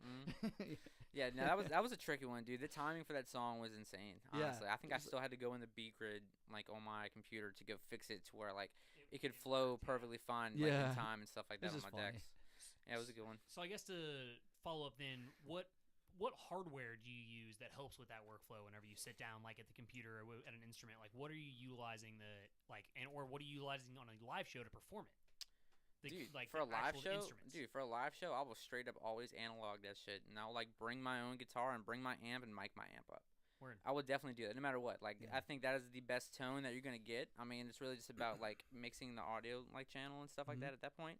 But I mean, dude, if you plug an amp into like your computer or your interface or something like that, because basically I'm using Ableton, Mhm. so I'm like, first of all, Ableton's not even that good for like guitar and stuff like that. So like I'm still running it through there, but I Mhm. might as well use a real amp. So I'll usually try to like find like an amp that has like the MIDI cable Mhm. capability with it and Mhm. whatnot. So I'll use that. That way I can get the actual tone and distortion and like all the like the gain and stuff like that from the actual amp sound.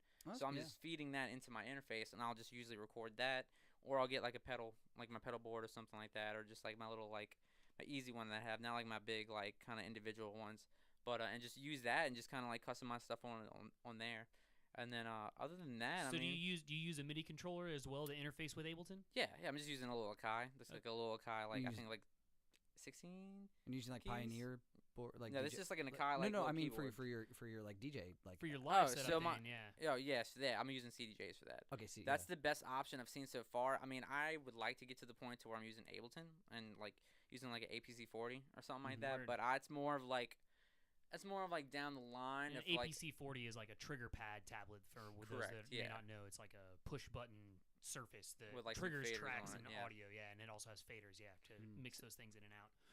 But you're also using a mixer in tandem with the CDJs. Correct, And that's yes. what you were talking about earlier with the saxophone being able to affect the sound as it's being played. Which mixer are you using to do that? DDJ 900. Yeah. Yeah, that's what all it is. So hypothetically, because I have a pedal thing for my saxophone. So hypothetically, if I were to play with you, you would rather just control my raw sound as opposed to me manipulating my stuff potentially. So if you have control over it, Mhm. I'm gonna give you the control over it because you're gonna have all that in front of you. You know what Yeah. I'm saying? Because I've Mhm. seen y'all's like setup. Yeah, and he's y'all got have a crazy pedal Yeah, board. no, his pedal board's awesome. I have like a vocal. I have like a single thing, like a Right. what is it, a Boss something? But I'm not sure. I think 300. you had a Digitech Vocalist Live or Yeah, something. 300. Yeah, that's right. Digitech Vocal Live something 3. Yeah, but so there's a bunch of sounds in there. But Yes. So I would rather y'all control it because y'all knows y'all's like system and stuff like that. So Yeah. like y'all would have like control over that. okay, cool. So with the guy I'm doing, he doesn't really bring anything. So I started Okay. doing shows with a live vocalist as well. Honestly, sick. that's something I could get into too because I did Nice. this probably I think on the 20th. Basically she needed a DJ. I got passed like my information got passed to her and stuff like that. I did a show with her. I did like a 5-hour like improv set like at the Drifter. 5 And, hours. It was 5 hours. Yeah, we do you did take it. a break? No. When do you piss? Like, how do you do I put a long song on and I go to the bathroom.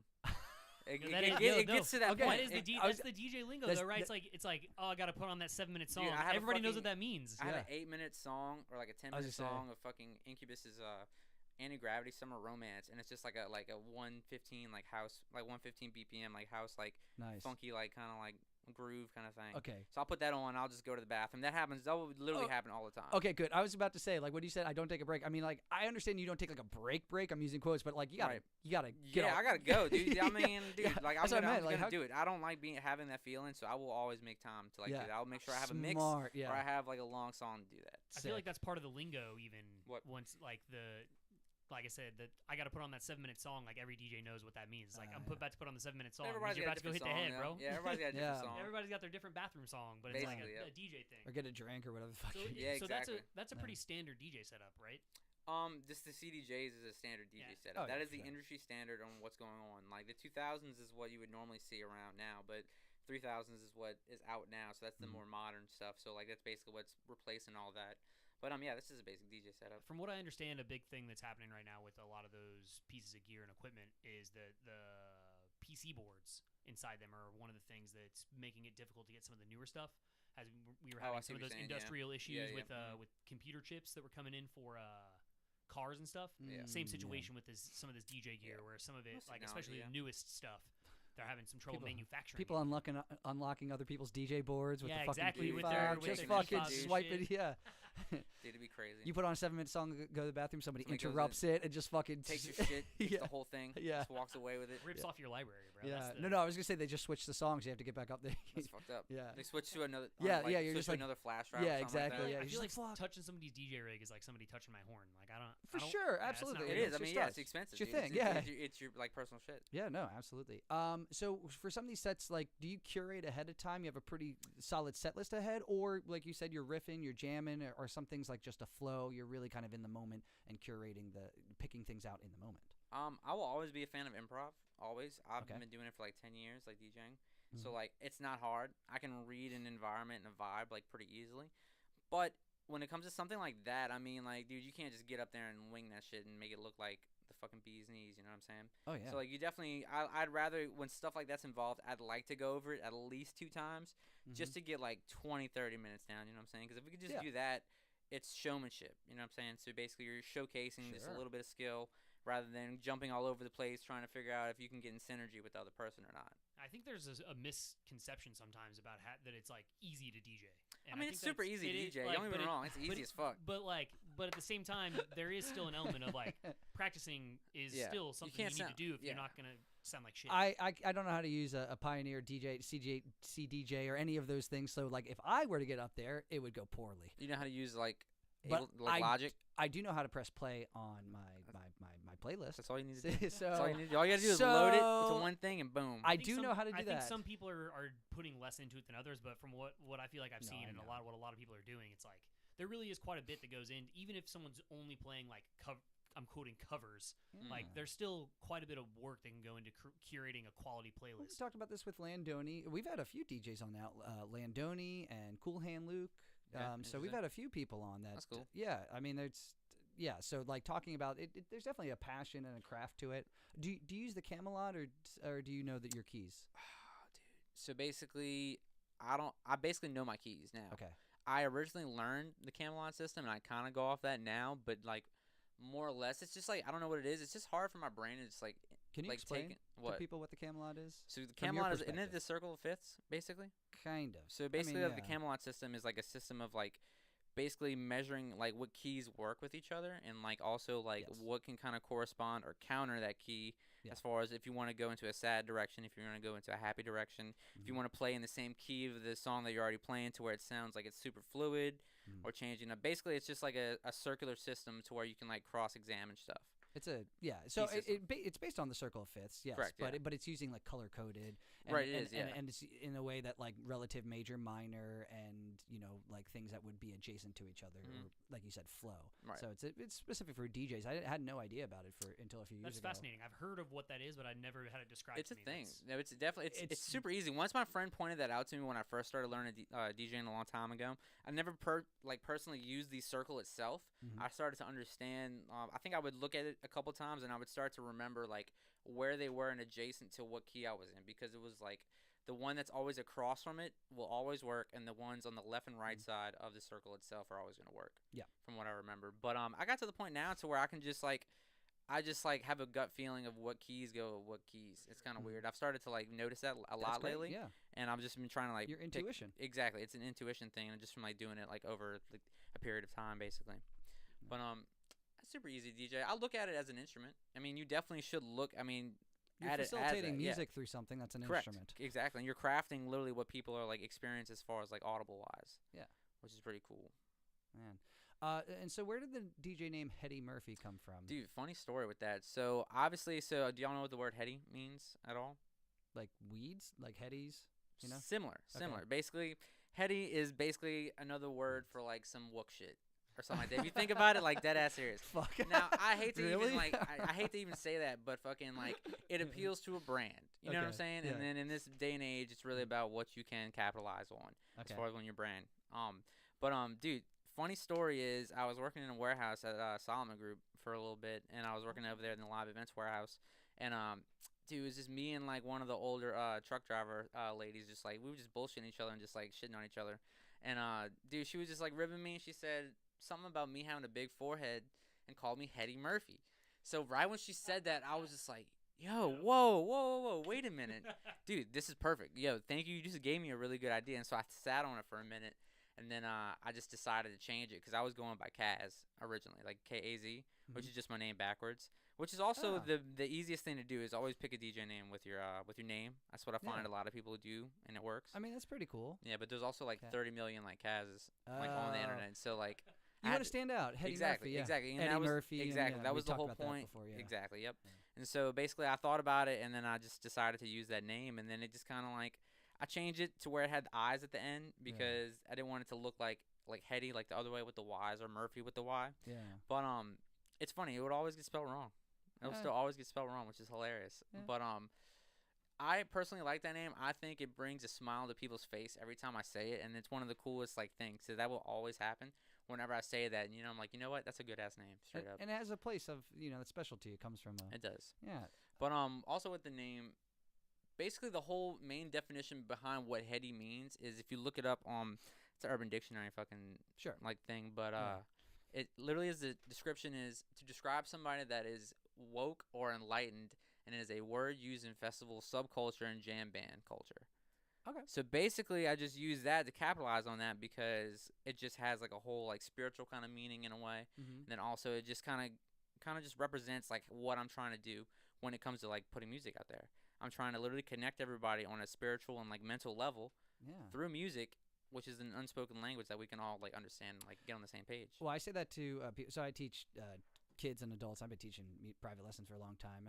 I've taught in some schools, but I say this to everyone all the time. Music is a universal language, and you kind of touched upon it before. It's not so much, not everyone can speak it, but everyone can hear it and understand it. Yes. So there is, even if it's just the one way, it's interpretive. It's not, it's not Chinese or, something. It's not so foreign. People understand the concepts and the emotional flows and the messaging of, it's much like facial expressions, right? Correct. Yes, it is person, exactly like that. You're reading it. Yes, and it breaks all cultural barriers in terms of in that concept. So that's a good way to look at that. Yeah. Facial expressions.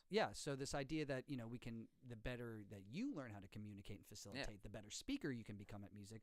But people have this, I think, this misconception that anyone who's good at music, plays music, like James and I are professional musicians, as are you. Like we have some sort of like God-given, unobtainable ability, but that's not true at all. We may have a proclivity to it, but it takes a lot of work. Like all of that 10,000 hours, 50,000 hours, whatever it is, we've certainly, James and I have racked that up, and I imagine you have as well, even though you're younger. I mean, that idea that you actually still have to put in the work of it too. Oh, always. I mean, that's the end of the day. I mean, it's not magic either. It's not. It's still like you could do it. I mean, people's attention span nowadays really is what the hard part is for people trying to do it. Mm-hmm. But everybody has an aptitude to do anything. As a human being, you can set your mind to do any single thing you want to do, and you'll be amazed by the fact of what you can accomplish just by like trying to manifest something a couple times and like just putting yourself in the right opportunity or the right opportune like moment or something like that in time. Sure, and going for it, like you were saying earlier, it's similar with this podcast starting. I talked about it with James before. I was just like, well, you just gotta fucking do it. Yeah, that's all it is, dude. And there's nothing wrong with it because guess what? It feels good. It feels good and it's fun and it's something to do. Yeah, and it's something you're not doing like you did like the days before. You know what I'm saying? It's something new and and refreshing. And it's similar to us like reaching out to venues trying to get a gig or a festival or something. Sometimes you just I cold call them or whatever, and then you just gotta do it. And sometimes it just works out that way or something happens. So it's not like you can sit at home and wait for the phone calls to come in. Yeah, or wait for your talent to bud, or sit on your hands and be like, oh, I just wasn't blessed with this thing or that thing. What I do not have a good singing voice, so I will admit some people are blessed with a good singing voice. I will agree to that as well because that is one thing. Dude, that is the thing, dude. Like straight up, like when it comes to like your voice and singing, you got to be born with a natural tone. That is the one crazy. I've always I've always said that because it's basically how your body is designed, and I basically crafted that certain specific thing like that. I say that all the time too, which is pretty funny. Yeah, and some people are like more, like really incredible athletes, and they're just kind of physique, but they have to work at it. Some people will never be the Olympic athlete, no matter how hard they try, but they can still look good and feel healthy. Definitely. So there's a similar thing. I also feel that music is, like as you said, the universal language. We can all participate too. Yeah, 100%. Everyone can learn a little bit or learn something about it. So correct. It'll do wonders for the soul, man. It does. So I like your idea of the spiritual connection too. How do you bring that into play when you say that? Like, is that really just picking things that speak to you and you believe speak to others? Is there positive vibes? So if I had to explain that more or less would be just like the vibes from a lot of the things that I'll be incorporating into what's going on. Because more or less, like I was explaining earlier, I like a lot of like melody and like making things like melodic. So as far as like spiritual goes, it really just comes down to, depending on what I'm making in the moment, obviously. But like for like my global based stuff, I'll kind of make it more like that because you're getting that kind of like ancient kind of tone, or like more or less like you're using like a certain frequency. That's also another method of doing it, as well as like just making everything a certain frequency and kind of crafting a song around that, and then like just using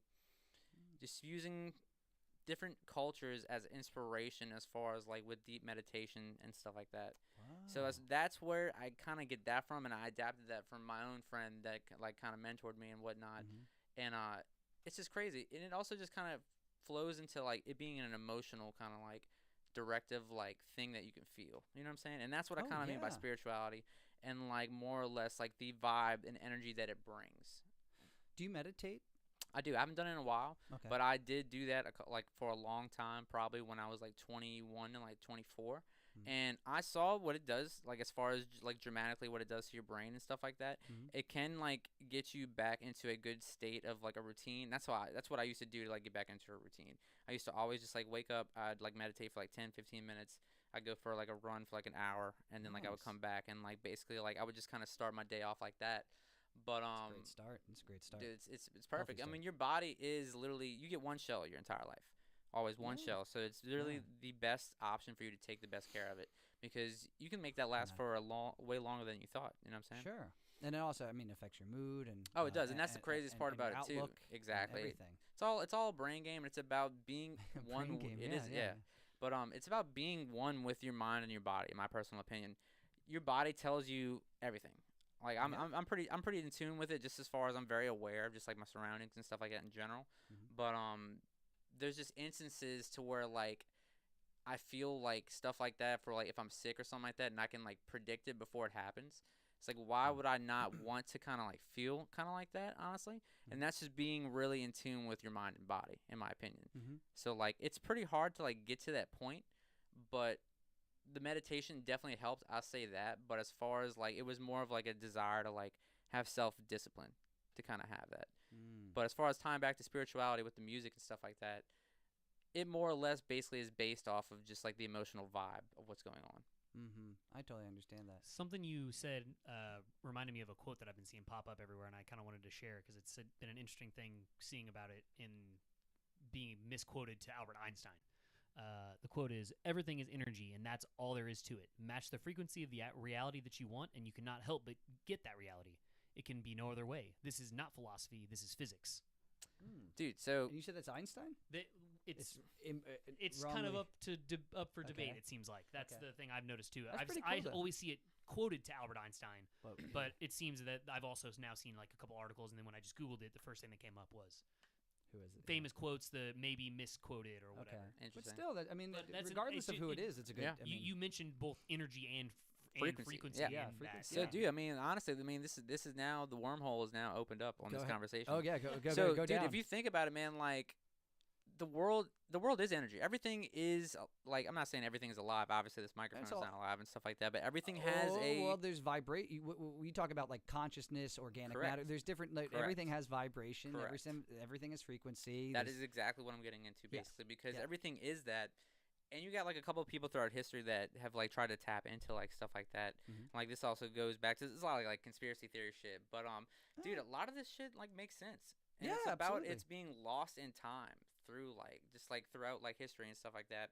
So like think about it, like the earth vibrates I think at 444 hertz or something like that. It's something. There's well, A equals 44 is what we've been tuning to lately. Is that what you look mean? that up, James, real quick. Yeah. The Earth has a certain vibration frequency. That'd be crazy if it's It- 440 and that's like why we're doing that. Like what? I think didn't it know is. that. So I mean, there's Earth's vibrational frequency. It came pretty quick. 7.83 hertz. That's what it is. So anyway, long story short, think about that. You no, can- if that's you pretty have that's s- pretty low. That's Okay, super I low. feel like I Are have to these read. kil- I have to give some context to this. So this whole thing says the frequency 7.83 hertz has been called the Earth's heartbeat.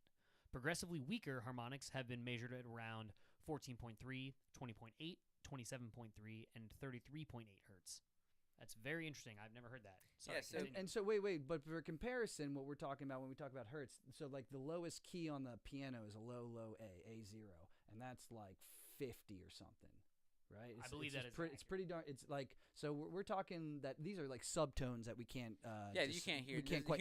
humans cannot. We can experience this. perceive but not discern pitch. There's a Now, difference what if between. you correct? No, you're right. There's Because a like a difference. glass shattering actually has a frequency, but it's not a discernible pitch Correct. like on a piano. Correct. So imagine creating like something that resonates. Rock resonates and has a frequency as well. So imagine building a structure out of something and tuning it as far as with like mass and stuff to that frequency. So that's just like a conspiracy Dude, theory. no, of, no, like, I've this wait, is no, we've exactly- done, we no, talked we. about this I've gone down. So when I was younger, I started thinking about this idea of like frequencies. There's music made between the planets. Could gravitational forces have like vibrations that it are all has technically- it all has a frequency. and there's also harmonics that are built in. And then we were talking about, how they used to potentially manipulate physical objects with sound once upon a time, a technology we may have lost. Correct. This idea that like It's possible. the It's super Egyptians, possible. because we've now are That's how they built the discovering- pyramids, man. That's Yep. well, there's these Yep. They had murals. giant tuning forks, and that's Yeah. how they moved the Yep. giant rocks. Yeah, and they have Yep. and they have murals of people with the big horns and everything, Yeah, like really? and Yeah. chanting, and everyone doing like Yeah, different. That's the thing right there too. That goes into Yeah. the spiritual aspect too, as far as like mantras and stuff like that. As far as Yeah. like those being certain and frequencies, and it does ohms and- kind of resonate with like how your body is as far as your chakras go and whatnot. Yeah. I'm a firm believer in there being energy in the world, straight up, because there is a lot of just like emotion behind things. There's just different kind of physics that also kind of like play into it, and energy cannot be created nor destroyed. Yes. So basically, absolutely. it's always around, and like things resonate and vibrate, so you can just feel that stuff. You know what I'm saying? Sure. I think it's it's like we think of water as being the one thing, but really we're kind of swimming through a field of gravitational forces and energy forces and photons. Like we're always moving through air and like all these things that we don't perceive in the same way, but they're still there. They're still there, and they're still acting on those motions and stuff like that, which is crazy. As we see in New Orleans every day, all the components of water are in the air around us. That's true. Yeah, it's pretty fucking humid. Yeah. Well, I feel that shit. Yeah. Yeah, absolutely. No, that's a pretty amazing point. And anyone who's done psychedelics, of course, can also. Just imagine that you're getting all your senses just like heightened. Absolutely, like, and you are starting to see these things exactly. around you a little bit. You start to see those vibrational forces. You're in a higher frequency. You're on a different vibration. You know what I'm saying? That's why those terms are basically like used. Mm-hmm. But it's cool because you can harness the powers of like stuff like that, which is pretty cool. And so when it comes to like sound design and stuff like that, there's a lot of like artists and like producers that are really good at doing stuff like that, and they'll hit these certain frequencies and tones where like if you hear that shit on a finely tuned like system, you're gonna like feel exactly what that person crafted into that one thing that's being played like that. So you're gonna be reacting like exactly how it is because your body's just like. It's like a key change. It's like a key change. A key change is a very good way to use that as an example. Yeah, there used to be these programs that were like mimic drugs because the frequencies. Wait, what the fuck? What? You could program? Yeah, no, they were like like a software program. No. It was like a play. No. It was like a no. It was like an audio thing. Oh, like I guess a song would be not the best term, but it was like it was basically like music therapy type of stuff. Sound bath. Sound bath. Yeah, and they were ones that would make you feel like you. I don't know, you took like Prozac or Xanax or something, or that you took a nap, or one that would make you feel stimulated. Yeah, I know what you're saying. That's like basically it attacking like your nervous system and your brain, like through your ears and stuff like that. Exactly. And that's a thing. It's real. All that is a thing, dude. All music that, like, therapy, by the way, is quite a dude. real I will, thing. dude. If I'm ever like down or something like that, or just just tired, or like I feel like my energy like needs to be drained. When I go to sleep, I'll put on like a certain frequency, and I'll do like I can't remember which one it is off the top of my head, but dude, I'll do it, and it basically says regenerate your like energy or just like feel like refreshed, blah blah blah blah. Dude, I'll go to sleep, and I've compared this on different nights of like over a course of like a month of just doing which ones of the frequencies do different things. Oh, wow, and nice. dude, I'll instantaneously like I'll like notice it from my hearing, and I'll just feel my body kind of just like chill out like that a little bit, and they'll like kind of settle. I'll turn it off, and then I just feel my body like tense up again. Oh wow. Yeah. So I mean, think about it too. We're also water. That's the whole thing about why the vibration things are like kind of work with us, because we are literally just sacks of water. So all that stuff's getting resonating with us perfectly, and that's basically why something like that, what you were just talking about, like happens and stuff. And water is actually one of the best conduits of sound. And anything, any sort of vibrational wave. But people, it's weird because people go like, well, when you put your head underwater, you can't hear anything. And it's like, no. You can hear what's under the water. Yes. It's different. It's a different type of, exactly. It is felt, because the water's it's traveling through the water. So yes, like if we're in a pool together, and if you remember when you were kids, you go underwater, he's like, whoa, what did I just say? Did you ever do that? Yeah, exactly. That's not the same thing. It's not. That's not exactly. No. That's a nuance. No, you just knock on like the light or something, and then you feel like exactly. Like yes, that. the transmittance of sound, or really the vibration. Is correct. What it is. Dude, water is the life source of everything, man. I saw an interesting. You're talking about water, and to go the opposite direction, I saw a really interesting video the other day. A representation of sound waves with fire, where a guy played a trumpet down a specially made tube that was designed, and it basically showed the sound waves in the flames as he played the. I'll have to find the video and show it to you guys afterwards. It was like a PVC pipe or something like that. It was like he built like it was like this guy that You're talking about Jimmy, a metalworks guy. Wait, No. Okay, this is a different. Okay. I think it was in New York or maybe London. Okay, but it was like a guy in a metal shop. He'd made this. Yeah, I know about Jimmy, but he'd made this conduit for. It basically had like I think 64 flames or something like that on it that were small, and as the trumpet player played down the line, I think I've seen that before. The flow of the sound wave through it raised and lifted the flames as the sound wave. Oh, I have seen that one. I know exactly which one you're talking about now. It's funny. Have you seen the one with the sand? Yeah, with the violin bow on the sand. Yeah, that's the other form of what we're saying too, because that's literally the physical representation of what that sound that's vibrating is. What's like the name doing. of that table? I have to look that up. Oh, and it goes. I thought it was just a metal plate. But you see it like shimmer out, like ripples in a pond. Yep. Yeah. And whatever frequency that is, that's what that looks like. Yeah. Oh, So there's a lot of people, like I said, like producers and sound designers. Dude, they use that knowledge to literally like physically craft something like that, and these dudes like literally like craft masterpieces, in my opinion, because it's literally like painting. That's for one thing, storytelling, but then it also at the same time is just literally crafting something to the finest like it could get almost. Sure. And then what you're really doing is combining an intuition and like a gut feeling, but with practicality and knowledge and logistics and like like knowing what the frequency is. Yeah. Because then you can kind of tune into it. Oh yeah, dude, exactly. You can just like I'm still like getting good at it myself, but like, dude, you can basically use that as like a foothold. And that way you don't get off track for a lot of stuff. Like you make sure all your like all your samples are in key or like anything like that. So it's a good trait and like skill to learn or like to know about. Yeah, stuff like studio-esque stuff. Making music for me is intuitive and very knowledgeable. I know all the keys, chords, and all sorts of things, how things work, and what note choices would be good for horns or whatever.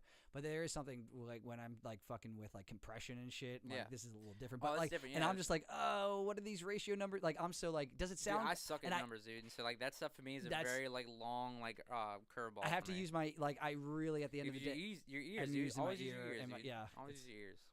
It's called a Chalandi plate after the scientist. Plate. Yeah, CHLAADNI. Chladni plate, and after Ernest Chladni. Chladni. He's a German scientist. Yeah. Okay. But yeah, anyway, check out the videos on the Chladni plate. German? That's not a German name though. That's right. The German scientist. It says on.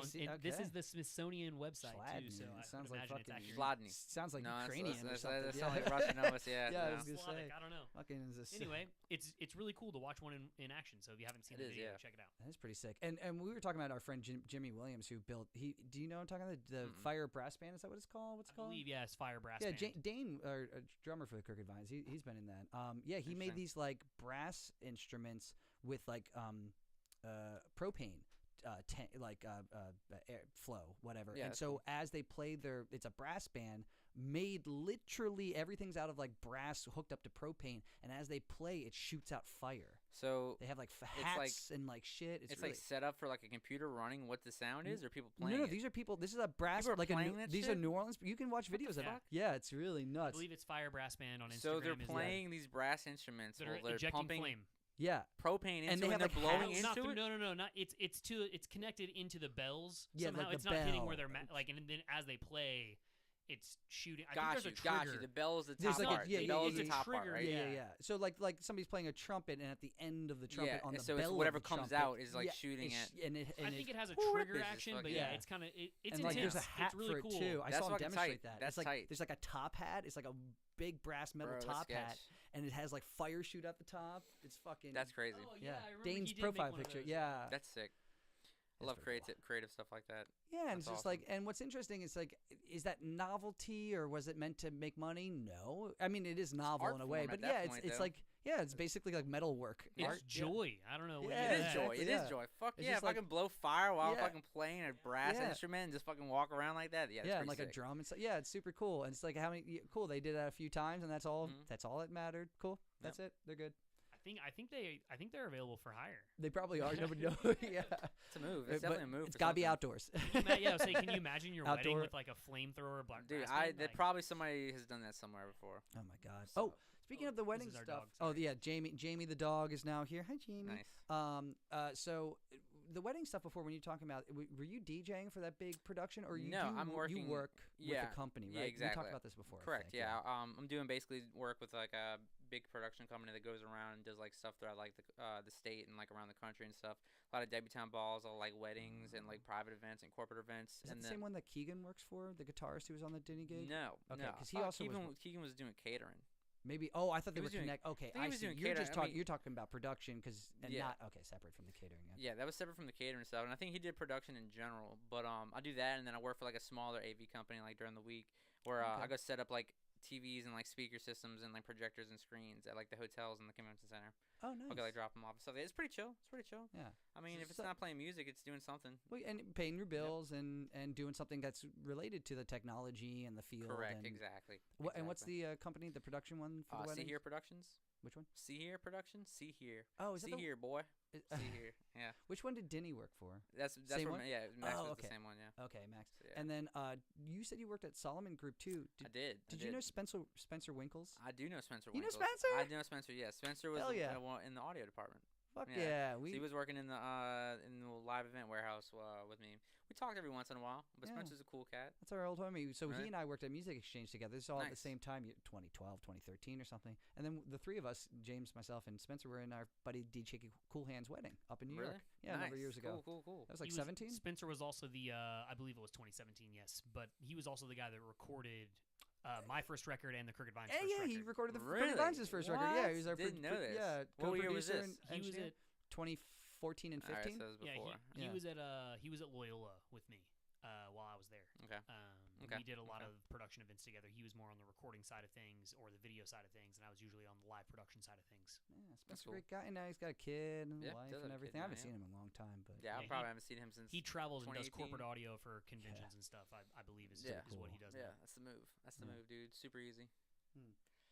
Yeah, he does it. He does it pretty well too. Yeah. So. Yeah. Oh, so before, I did write this down because so for people listening and watching, I was asking Zach here, is anything off the table when we talk? On this podcast we curse, and hell, one time I even did ketamine on the podcast for the first time, and then you said, "Holy shit, I can't even try mixing on that or something." Because can you talk about it? Yeah, for sure. I mean, like you actually tried to mix. You did ketamine. I've done that multiple times, and I've done that so many times.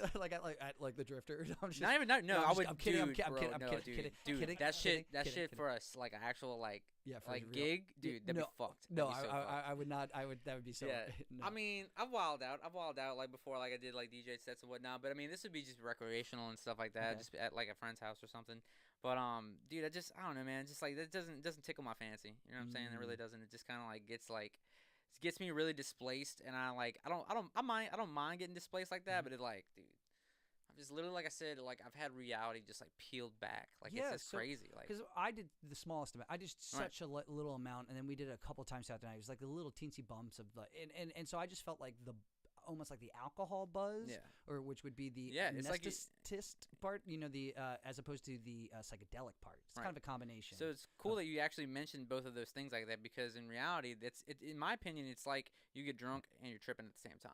Yeah, I never got to the tripping part. I had the little drunk like buzz. like weirded out kind of thing. Yeah, the tripping part would be basically like me doing like the whole like explaining the lagging situation visually and like audible and stuff like that. Yeah. But you just kind of like Yeah, I've heard that reality peeled back. You turn into an atom. Bro. It's crazy. So what is that like? Is it a visual aspect as well, or is it just like a feeling like you're? It's a feeling. My brain it's more or less a feeling. It depends on how much you do. I mean, you can like have like. You could you could. But anyway, so yeah. But it does kind of have like a hallucinogenic thing, like public service announcement. But you don't really like. It doesn't get that far. Like I don't really like getting it that far. But now I'm thinking about it.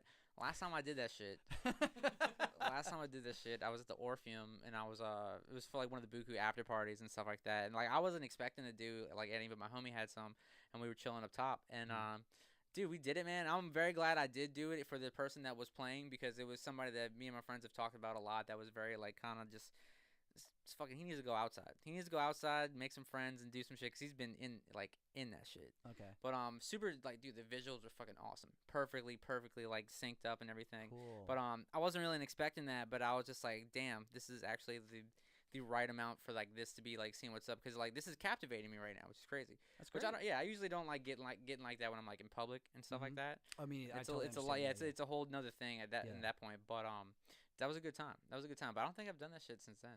I gotta say I wasn't super into the electronic music thing for a while, and I could get into it, I guess, but it was always my thing was like, I got to be on the right drugs or whatever. But then after I've done Buku Fest a couple times as a production technician, and seeing some of the video components that come along with it is like, dude, the technology that's happened in the last 5 years in video mapping and projection is crazy, insane. bro. That's you ever seen a circle LED wall? Yeah, that's like a ball. Like Yeah. it's a ball, dude. It's crazy looking. Really? Yeah, it's wild. Literally is an orb. The first time I ever saw one of those, actually, I'll tell this funny story. It was actually a private event for a Christmas party. Another NDA? Well, no. But so I wasn't part of the event long term, but I delivered something that hadn't been part of it before. I think maybe there was like a DJ that all of a sudden was, oh, there's a DJ too. We need this other stuff. Need this, yeah. So when I get there though, they have one of those LED orbs, and they're watching Sports Center on it. Dude, fucking right. They just have dude. Sports That's Center what's up during the build. That's Because the what's first up. thing you have That's to put up in a situation like that most of the time before you put the floors down Yeah. is they have to get up in the lifts and put those things Put all in, the install arches that up and stuff like that. Yeah. all that hang stuff you have to before any of the flooring or dance floor and that kind of shit goes in. So it's like one of the first thing that goes in. So they had it up and it was like a whole nother day of building. So they just put Sports Center on the video orb that's up in the air. That's pretty That's awesome. sick. That's Wild. sick. That's just Yeah. how it be, dude. That's just how it be. I'm gonna say when I was working in the restaurant, we used to bring like our switches, and like when we would like close up at the end of the night, we'd like stand there and like play Switch until like 1 in the morning. Oh, that's sick. Yeah, it's fun. Just playing on like the work TV, like all in the back, like banquet room or something like that. Just gotta make fun with where you're at. You know what I'm saying? Absolutely, yeah. Because otherwise Otherwise, you you just can get bland. bogged down and be really unhappy. Yep. Right. If you don't find the joy or the fun in the thing that you're doing, you have to find those fun things. So, Definitely. yeah, make it a game. Honestly, I think we like playing music. We call it playing because we play. Right, and when it starts to become work, that's when it's like, ugh. I gotta go do this. Yeah. Because I used to feel that way about some of the cover bands I would do. It'd become, James knows, I've complained about some of them, but all of a sudden it was like work. It stopped being I totally play. feel that. And then I was like, then why am I doing this? And I quit. I was like, no, fuck that. It wasn't like, or I would try to find the play in it. Right. Right. It's You'd one of be the- looking. You'd be there was- trying to look, and it'd be draining you basically. Yeah. Because that's correct. the way I look at Correct. things is like I'm not gonna stop playing music. It's just something course, about it that I just can't do. Mhm. It's just like the only thing that kind of really just gets me going in general. Mhm. But that's one thing that I've always looked at. I'm not really looking to like. I'm obviously trying to achieve a goal, but at the end of the day, if I don't accomplish anything at the end of the day, it's okay because you know what I'm doing Aw. something like different that it's hard for like people to do and it's not like common that it can happen. And that's my whole thing on letting things just kind of like manifest themselves and just kind of organically happen. And that's the whole organic matter thing.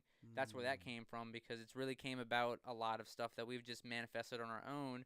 And it's a lot of stuff usually goes down when we don't think about it. And like we're obviously trying and being serious about it, Mhm. but like we just usually let it just play its course, dude. There's a lot of stuff that like naturally happens. So Whether it be luck, whether it be chance, whether it be just karma, whether it be energy, who knows? Matching the vibrations of the reality It you could want, be, right? dude. I was gonna It say- could, yeah, matching the vibrations of the reality you want. So like Obi-Wan, it's about the journey. It's about the journey. It is. No stakes. No, I'm That was kidding. good. That was good. That was good. That was good. That was good. Could be though. It could be. No, it is. No, I like that approach. That yeah, I've been trying to embrace that, and perhaps James as well, or certainly with the Crooked Vine. Sometimes, it's just like, what is the good of this? You want a goal too. It's Mhm. important to work towards something in a way, but at the same time, it's like, well, what do I? Okay, I feel good about this. Oh, I feel good about this. This feels like a good opportunity or a good experience. Hey, it's not. So what I think really helps me a lot is to see y'all are playing instruments. So that's the whole thing is you're still playing into the I was gonna use the word analog aspect of like how the Sure. industry is and whatnot. Yeah. And I'm not saying there is not limitations on Well, with that. the Crooked Vine, Steve is actually all digital now because he plays digital keyboards. That's great. So but technically, but yeah. cool. yes, I That's am. cool. Yeah. What y'all think about the digital saxophone thing? Oh, the EWs? Oh man, Yeah, sick. are they Super sick? cool. Should I get one? Super Do I need to fucking know cool. how to play? You like, need to know it's a woodwind. so I still need to know how still have to to know flex my fingerings. tongue and You the need- fingers. No, but you don't have. So it's only you don't have to have You an embouchure blow. or all you have to do is blow air into it, but you still need to know saxophone fingerings. Yeah. That's fine. I'll figure it out. Yeah, I mean, you Figure it can. out. Yeah. It is the easiest one, as I tell Steve all Yeah, I the was time. gonna say, yeah, that is true. Did you play recorder in school? No. Come on. Oh no, Fuck. no. I mean, I've had one. You know what I mean? throughout Like life, for the yeah. second grade or some shit like that. Yeah, you got it. No, I mean, yes, it's meant for people who play Interesting. woodwind instruments. Yeah. I lost my train of thought. Where are we They're going? cool though. They send the You sounds were that talking you about the can get out difference. of them. Or organic analog concepts. Oh, not yeah, organic, yeah, but yeah. analog I instrument. remember now. So yeah, Yeah, as opposed to basically, digital so like when it electronic. comes to like doing like the DJ stuff and whatnot, I find that the live instrumentation is just a lot more like flexible when it comes to doing things like that, Mm-hmm. which is pretty tight. Yeah, absolutely. I mean, yeah, we're well. That's a huge thing. Yeah, you're kind of you can while you can shift from one key to another, obviously, and one BPM to another, and kind of manipulate things in between. It might be more difficult and challenging to kind of do something that's like not pretty metronomic inside of a song, like Right. directly inside. But where we, with a live drummer and instrumentation, we can do all sorts of crazy polyrhythmic conceptual stops. Yes. We can do all sorts of things as long as we're trusting each other and Yeah, the and synergy hits well. aspect Yeah. as far, and that's really what that plays off of Yeah. is the whole like literally everybody's on one page kind of thing compared to like doing like the live stuff is like more or less is like a curation aspect Mhm. because that's how I would look at that more or less compared to just like trying to improvise like a Mhm. whole like hour set or something like that. Two different outcomes basically. I'll definitely take one of these. Oh, some water. Yes. Oh, quick sip. But absolutely, yeah. It's there. Yes, there's absolutely something to be said for that. But there's merit to both, of course, right? It's not like one. Because sometimes people get like, well, I don't like that, or I don't like that, or something. And what I've actually found, honestly, is that DJs, people in EDM and house, they're just like, they are way more welcoming of the other people than I think like analog musicians are of the DJs. Yeah, because it's literally, dude, it's like old cat stuff basically. Yeah. Because like you're coming from a background where like that's not a fucking instrument. Like, Yeah. this ain't nothing. Know how to do this? Because It took our jabs. It took our gerbs. They took our gerbs. No, for real though, I'm the same fucking way. I'm the same fucking way. Like I will always be critiquing whether it be from me working in production and shit like that. And like once you work in production, you're fucked. You go to any kind of event, you're fucking done, dude. You're fucking critiquing the audio. I'm glad you're addressing this because it really is. It is, dude. Dude, I will always go critique a lighting rig always when I go, because like, guess what? I'm there for the music, but guess what? I'm not trying. I mean, I'm trying to rage and shit, but like, dude, I'm honestly gonna pay attention to these fucking lights and visuals rather than fucking like trying to like fucking. I'm gonna dance. I get that wrong. I'm gonna dance, but I'm not gonna fucking range. Yeah. But I will always critique like the lights or like audio or like just stuff like that and pay attention to like people's content. And I remember my other point that I was kind of was going into before I mentioned the saxophone thing was the fact that doing the electronic music thing as an artist, I think that makes me a little bit more relaxed as far as when it comes to what I'm trying to accomplish at the end of the day. Because like I was just saying, it's like you want to get something out of it at the end of the day. But what's cool about the whole like electronic artist thing is like I'm basically building a catalog, if not for the world, like for my own self. So like as long as I'm keeping the project going, I could be building up its own like brand. Brand is a good word, just to, like explain that. But sure, yeah.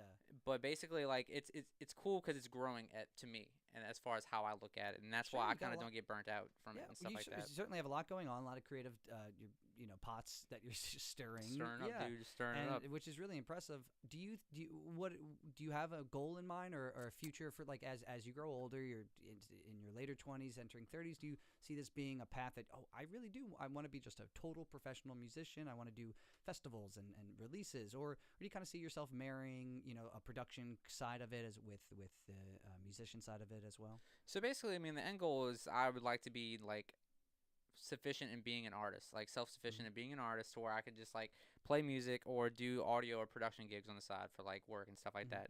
That's the main goal. I mean, I kind of like. Sounds like you're already doing that though. I kind of am doing it in a way. It's interesting. Thank you for saying that. But I was managing a restaurant for like 2 years. And I did that after COVID because when COVID happened, all the live events and stuff went away. So I just went back into the restaurant stuff. I worked there for like a server for a minute, and then I eventually took the opportunity to be manager just so I could have a salary, see what's up with that. And then, dude, it was just dude, it's fucking just mentally, like, I have gray hair from that shit now. And, like, I'm not going to talk shit or anything. Nope, I know exactly. It's the stress, dude. Stress is crazy when it comes to, Can you say which restaurant it was? I'm just curious. This is Gordon Biersch. Gordon Biersch in the city right there. Oh, yeah.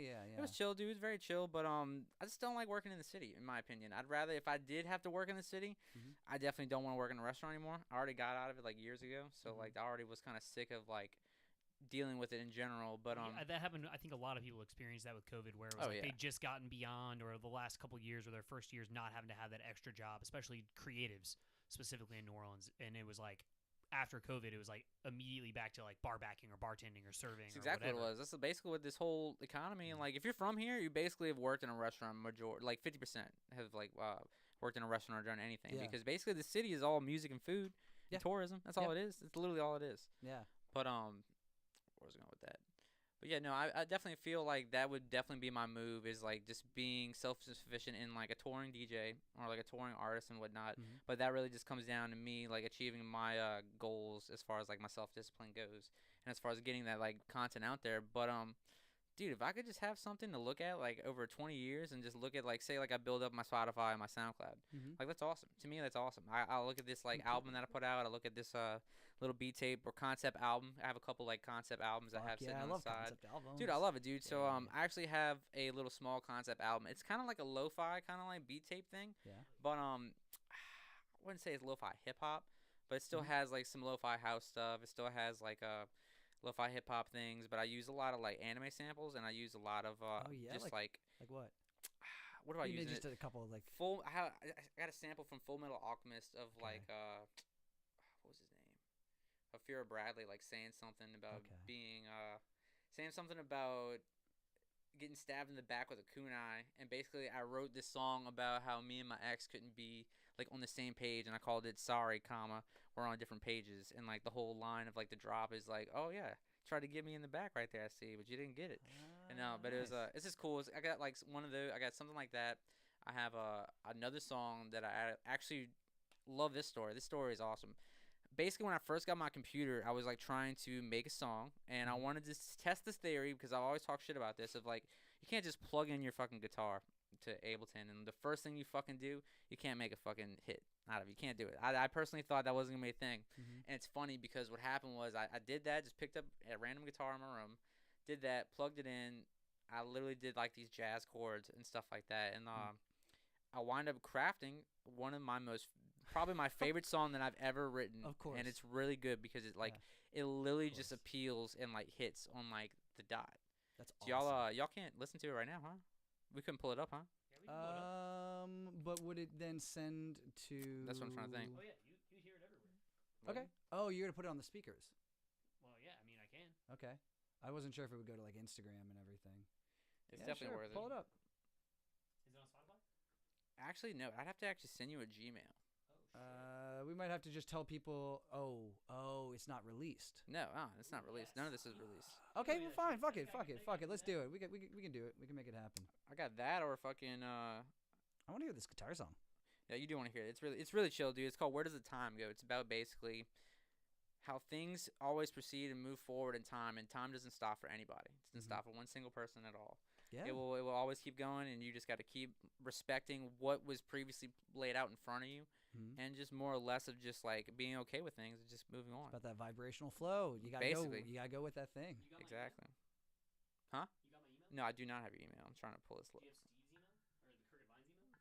You can send- I do not. Let me see if I can find this real quick. Hold up. My email's fine though. All right, everyone. Pins and see. needles. So, and you can send that. see. Are you gonna be able to send that into the garage? Okay. I won't be able to send it into GarageBand without stopping the file. Yeah. No. Okay. Well, if we play, you play through the speakers. Okay, then it'll get picked up. Unfortunately, it'll be a little lower fidelity, but It's okay. It'll get picked up, and then the good people on YouTube and Instagram can hear it as well. exactly. That'd be sweet. And it'll come through these microphones. Like that's what we did with Sam. So What? Let me know when you got an email. Trying to see if it's loading. It's not really loading on my phone. I don't want to tease y'all like this. What the fudge? Oh, no. Dude, I don't want to tease y'all. I'm trying to think of it somewhere else. That private SoundCloud link, bro. I actually have some other shit on SoundCloud I could just show y'all instead. sure, give us something. I'd love to Let's take it. see. I'd love to do a sound sample here. Got Yeah. you. I don't think it's in. Let me just check my email real quick just to see. Because I want to check this out. That's okay. I'm glad this is impromptu too. It's obviously not prepared. We didn't No, plan yeah, this no, ahead of no. time or anything. This is fun. Yeah. I'm enjoying I this. thought about doing something like that and making shit. sure. Well, we had a long time ago talked about that. Having either performing with somebody at the end of the podcast episode, or like collabing. That's part of the show, or Or playing like their music. doing like you said, premiering a piece Yeah, of like and or talking prem- about a piece yeah. of music or So making yeah, somewhat fuck of it. a Let's radio make it show work. thing. Yeah. Let's make it work. Alright, so that one's not loading for some reason. This sucks. But I mean, I can give you Okay. my SoundCloud link to something. Yeah, something you want to. Whatever you think, bro. Yeah, man. Whatever You choose. Yeah, say it's your world now. Yeah. Hell yeah, dude. Let's see. Let's find it. Alright, where would that be? I gotta send it to the email? However you want to send it. Yeah, if that you want I to do that. definitely need to have it to something that I can open on my computer though. So Gotcha. Yeah, send it I'm to gonna send it to the Crooked Vines at Gmail. Yeah, that'd be a good one. That would be the spot. So, and what song are you sending? So I'm sending y'all the little track I did yesterday, or Okay. like last night. I stayed up till like Oh, this is the 5 5 a.m. Yeah, the okay, 5 cool. a.m. This is fresh as hell. it's super fresh. Yeah. It's This definitely is not fresh as Hetti. clean as it is fresh Hetti. Hetti fresh. Oh shit! Now we're coming out of the speakers. I know that's why I want. No, that's cool. Okay, it's Heady Fresh. Let me Hetti know when you send fresh. it. I just gotta turn on the focus recognition. Are we on that I wook just shit? sent it. I wish I'll show you the wook shit after Okay. this. I'll show you the wook shit after this. Man, that was there were definitely wook people at fucking Fête de Void. Dude, it's all this shit. I mean, it wasn't all that, but it was No, like there was- no, I it was know. the grungy like hippies. And Yeah, it stuff was like great. A lot of hairy legs That. A lot of hairy ladies. Yeah, on all sides of the aisle. yeah, I did send it. Yep. Let me see. Was it with the Gmail? Bum, bum, bum, bum. Technology. I might not have did Gmail. Let me see. The crooked vines at gmail.com. The crooked. Yeah, hit it ups. That's also how you can find us on Patreon. It is, yeah, that's right. People listening and other stuff. Hell yeah. Y'all been Alright. gigging a lot lately? We got one this Friday. Yeah, we Nice. did one during the first weekend of Jazz Fest. We were at 3090 on that Saturday. That was a killer nice, gig. nice. Oh, there it very is. nice, It came in. cool. Aha, I have it. He's got This it. is one I just made last night. It was just something I was feeling. I love this.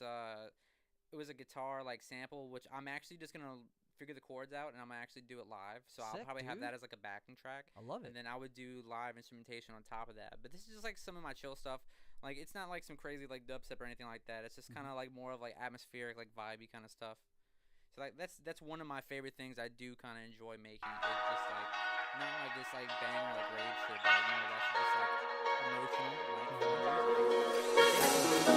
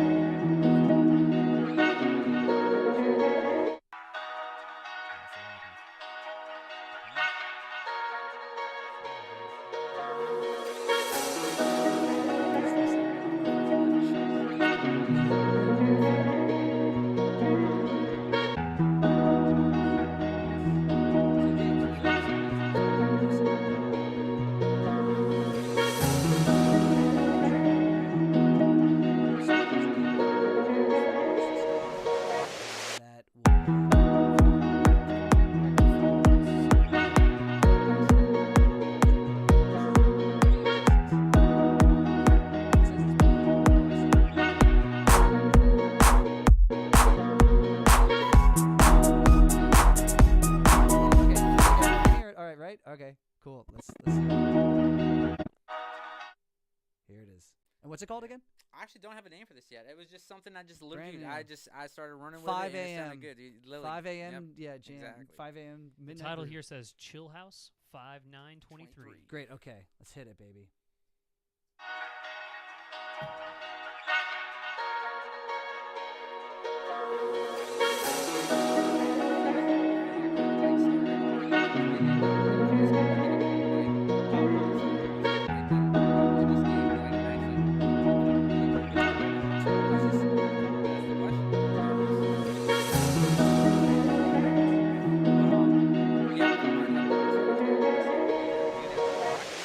That's me in the background.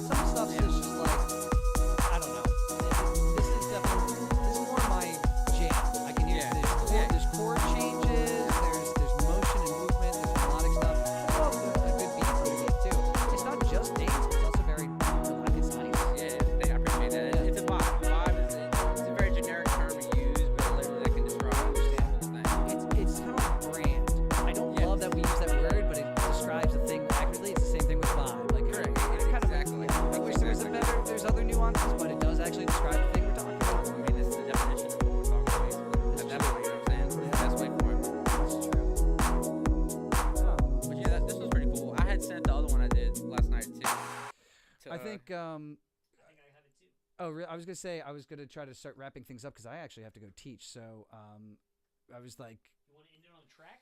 uh, Say the outro and end it on a track? we could do that. I was gonna kind of wrap up could, with yeah, with that's Hetti cool. here, and I was gonna say so that was the premiere of what was that? We don't know what There's it's called not a yet. name- there's not a Don't know name what it's for it called yet. It'll be out sometime end of summertime, if not beginning of winter. Okay. Definitely. Oh, nice. Okay. I Yeah. have a couple singles. I have basically my plan going on for the rest of the rest of the year is that I want to release a couple singles starting off in like June or July. Okay. I'll do like a single every like month or something like that. I have about like 5 songs that I can drop that are more or less like experimental like bass music, like global bass stuff like that. So I think I'm gonna get those done. I'd like to do a beat tape. That is just basically like a collection of like those beats, the beat we just listened to, or like okay. some other things. Get like some art done for it. I have a couple ideas. So like that's one of my little end goals too. I'll probably release that as like a beat tape in itself, rather than the other singles that I'll be putting out Mhm. and stuff like that for like the bass music. Okay. So I'm be excited. It'll be kind of cool. 2023 is the year for sure. Dude, I love that. Yeah, it is. And you know, yeah, you want to look ahead, but you also you do got to get that stuff out there sometimes. You know? do. It's- You it's do. like, You it's just gotta important. do like another thing we're saying too is do it as much as possible. Yeah, that's true. And there is a point where you go like that perfection, you know, bug in us. Mhm. Sometimes you do have to kind of quell it a little. Yeah, bit. You have to- 100%, You have to be yes. like, hey, listen. It's chill what out. it is It's right now. alright. It's It's what cool. it is right now, and that's a beautiful thing because it also shows your progress. Yeah. We can all go back and listen to things that we made in the past and go, Right. oh, I would do this or that. That's progress. Yep. That's growth actually. So it's good to get those things out in it as you know to the maximum that you know that it can be the best output that you can do at the time, Mhm. and then put it out. Exactly. Yeah. Oh yeah. And then don't overthink it because no. that's also the enemy, the resistance is. thing. That thing inside you telling you, oh, that demon. Oh, it could because it'll paralyze you. Yeah. So 2 things I've learned from my whole experiences as far as like just making music and whatnot is simplicity is key, Mhm. and then literally just put it down, walk away for like 3 weeks. I've learned that if you do that, I actually learned this from Da Vinci because Yeah. I was watching a couple of videos about him, and he would start on projects, and then he would jot them down, and then he'd put them down and leave them and not come back to it for I a do that while. all the time. Dude, yeah. I fucking love that, and that is it's why I was able to do those 2 songs yesterday Mhm. because I didn't do anything as far as I haven't worked on music in a while. Mhm. So when I got back to it, I was a fresh mind, and I was very focused in, Yeah. and I can kind of just like sit into it, and that to me, Your some well of the is funnest full. stuff. Your well Exactly. fills up a little bit. 'Cause, Exactly. yeah. Are we able to play that other track too? All right, let's do that, and then we'll do a wrap up. Let's get this, and then we'll just do like some outro. Cool little collab. We're covering it right now. So that we can hear it from the microphone. It's a very like this is work in progress thing. Yeah. It's called Higher Ground. Yep. Okay.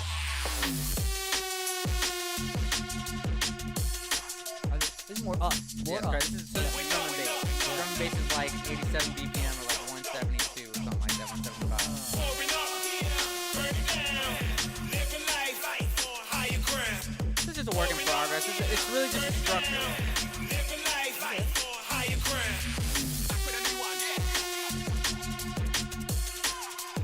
It's a collab I have with my friend Sapita, my Sapita, yeah. mentor, yeah.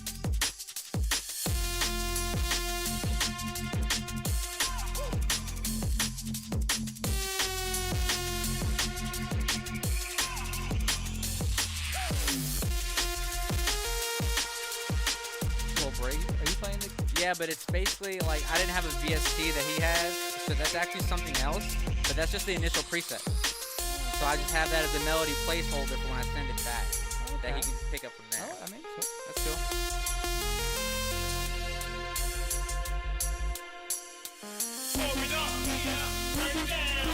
Yeah, it's pretty gas.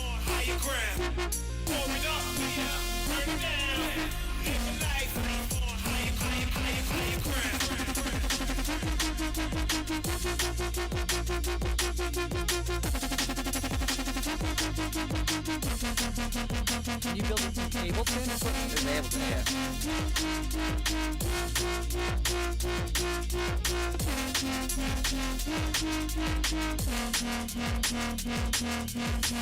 That's basically it right there.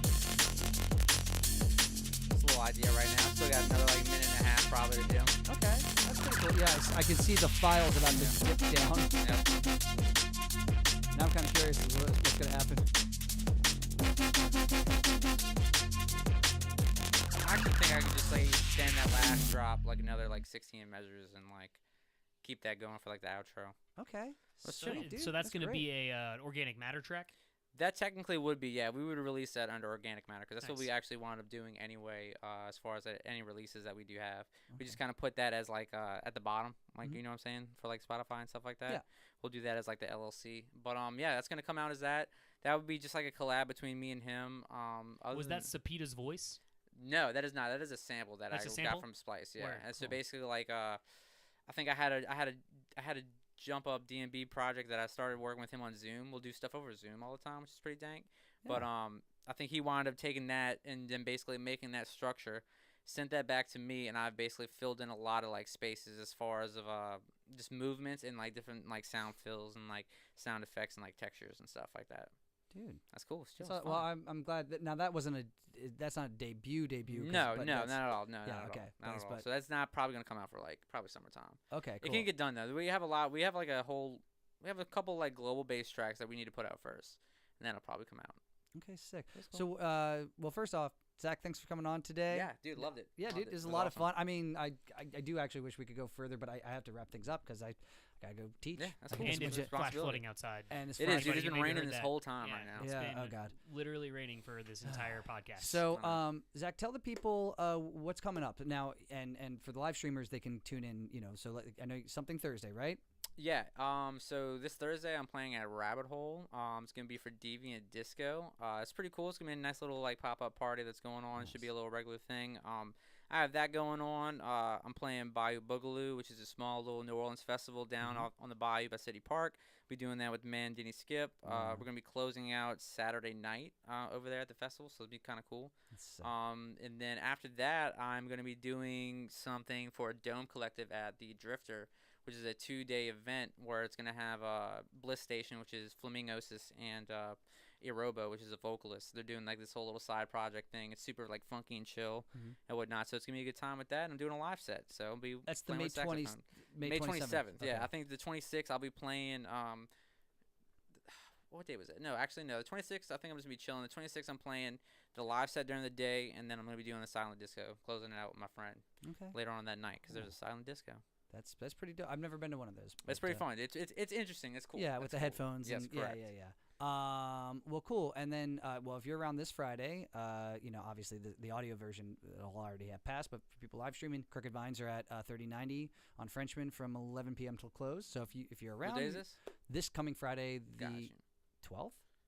Correct, the 12th. Yeah, see what's up. May 12th. Yeah, if you're around, you want to Yeah. swing by and say hi. We're playing Yeah. 11 to close. It's a fun thing, and there's a DJ upstairs too, I think. And Yes, for sure. yeah, That's cool. And And 39 Shout out to my one of my other collaborators musically. It's his birthday today, John Robbins, and also an cool. album Happy released birthday. today for the band that I also play in with him called Debonair Dirtbags. oh, the fucking album right, came out. dude. Oh, the Nice album shit. came out Congrats. today. Yeah, Alright, it's, okay, yeah, cool. it's an it's an it's a full Yeah. album essentially. sick. I'll But check yeah, it that came out. out today. Birthday, There's John. a couple singles preceded, but yeah, that whole album dropped today. Cool. Hell yeah. I believe it's Random. called Cold Open is the title we went with. Okay. The name of the band is Debonair Dirtbags. Sick. Nice. That's cool. Hell Yeah. yeah. Check All right, that out. man. Well, yeah. And tell Denny, you know, we want to play with him sometime. I know. Yeah. Yeah. I was when I saw you guys were gigging, I was like, I wish I was on them gigs. No, I feel you. I mean, yeah, the live thing is hard. Yeah, I'll say no, I that. know. He's super meticulous, so like, Yeah. I think he's just trying to see what's up with the DJ thing for right now. That makes a but lot of sense. Also, it scales it back. There's a lot more control. It does, and yeah. you can bust it out like every once in a while, which is what I like doing. I'm not gonna do any more live sets after I think this month. I might do one more next month, but I'm probably gonna stop doing that Okay. for like until the end of the year, or maybe till like Mardi Gras, because that shit's very draining, super draining. Just trying to like piece together time and just like rehearsal time in general, because those two things are very important when it comes to that. Yeah. But yeah, no, definitely we'll get something going, and then I'll get y'all too, man. Yeah. I'll just have to come over here and just make a song. or Yeah, sounds that'd be good, yeah. tight. Love to Yeah. do that. Little collab, definitely. yeah. Crooked Vines and Hetti We Murphy. could do it. I love it. vibe. Oh Okay. yeah, Crooked Vines X Hetti Murphy. Yeah, I like exactly. that. You got to do the X, dude. The X Yeah. is Yeah, makes the it X look is- cooler. yeah, The X is- exactly. That's where it's yeah. at. That's where it's at these days. That's cool. Anything else that you have on the docket or you want to say about anything? I think that's it, man. Got I out there? appreciate everything. It was a Cool. pleasure. I hope to be on here again. Honestly, it was cool. Fuck yeah. Well, cool, man. I'm glad that you came, and thanks everyone for tuning in, and y'all stay crooked. Hell yeah. And thanks for the people still on the live stream. We're gonna check it right now and then that stuff. But thank you YouTube, thank you Instagram, and then this Instagram video and YouTube will be up there to from this point forward. It'll be on there. Hell yeah. All right, let's see. We had some. We had some peeps. We had some peeps tuned in. That's Nice, pretty cool. nice, nice. One day someone's gonna